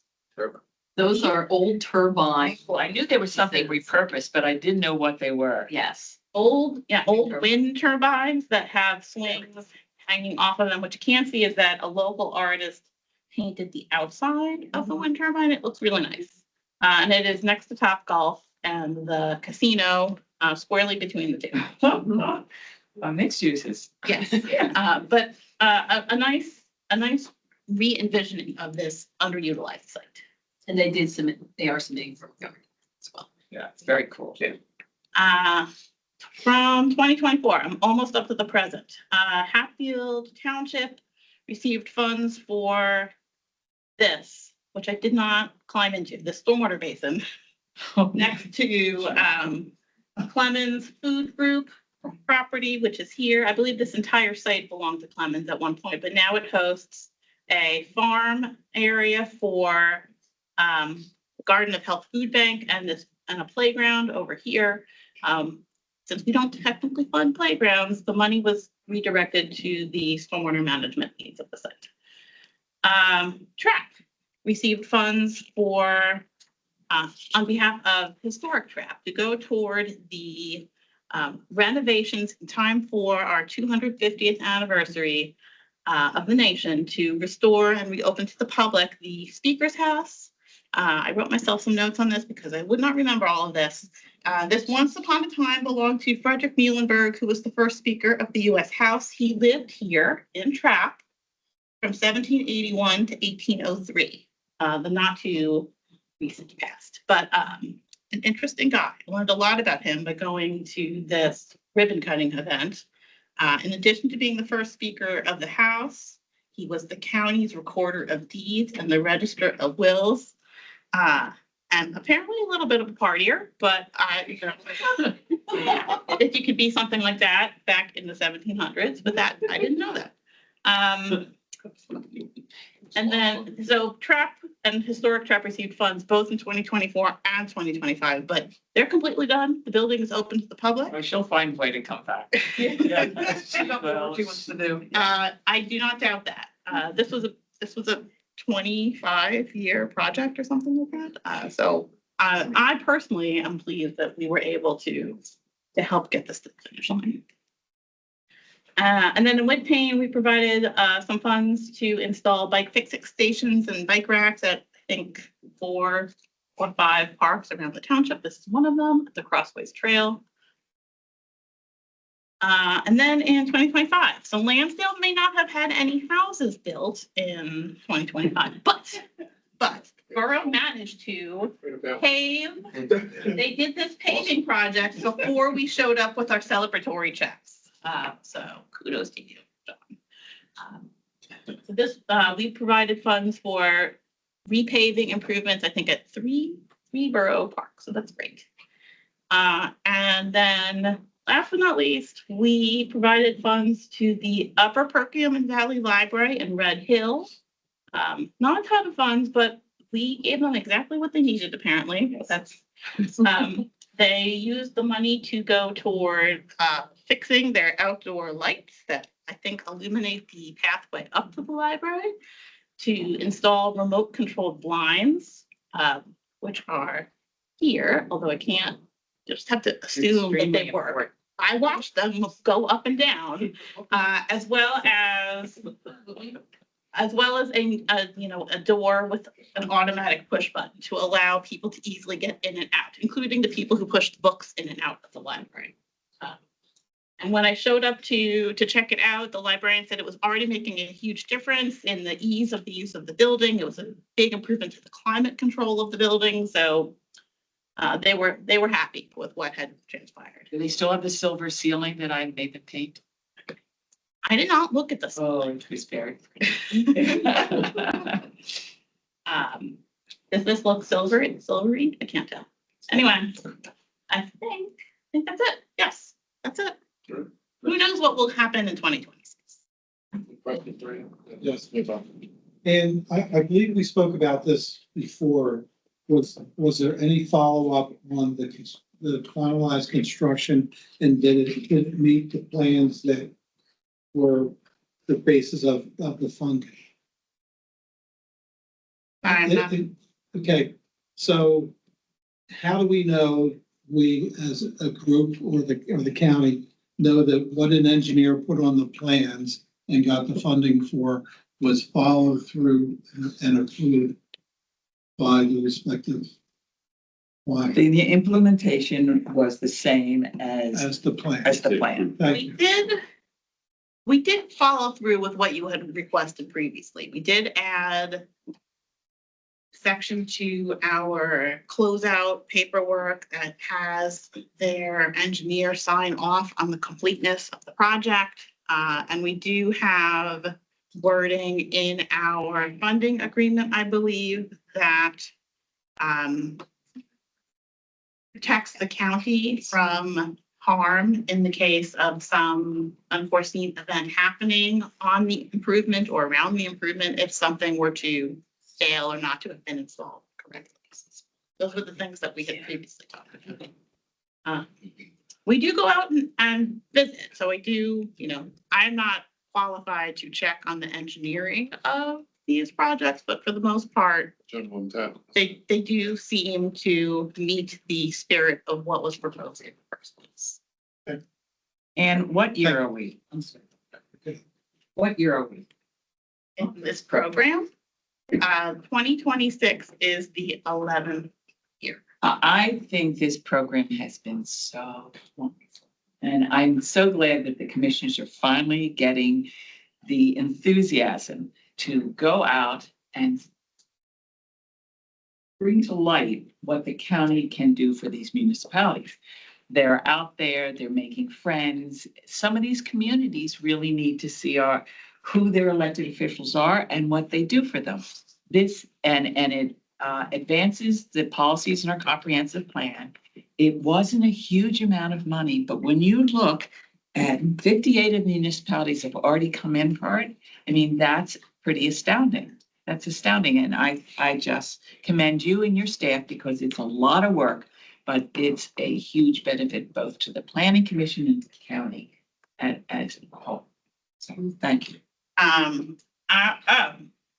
Taking your time away, Patty, your moment in the sun. Any other comments or questions for us? I was just gonna, on behalf of the Scrivener Legacy, thank the planning commission and the board and the commissioners for the award for the Freight House this year. That's gonna go a long way. It's a very important building in Brooklyn. Thank you. Anybody online, Karina, for this? No. Thanks. Thanks, Ann.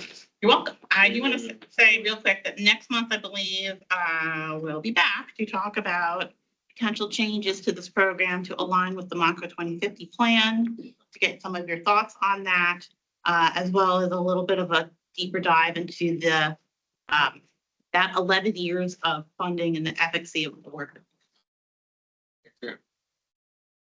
Director's report? Yeah, I have a small one. Yeah. Okay.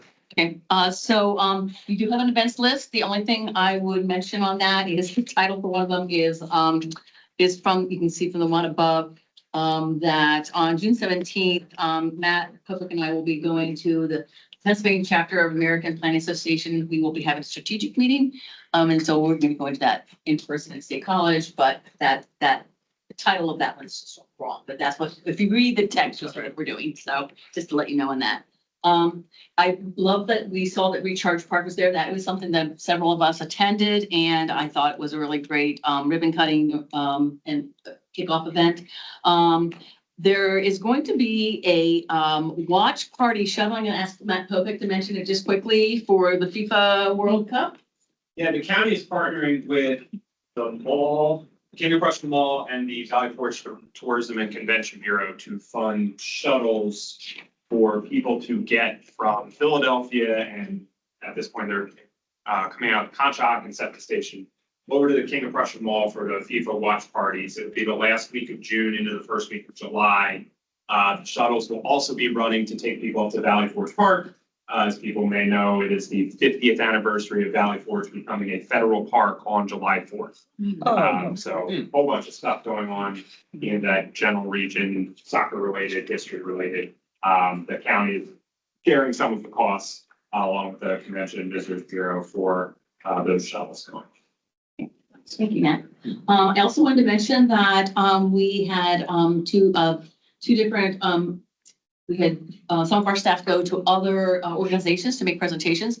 Claire and Chloe did a presentation about their active transportation pocket guide at the Active Transportation Summit.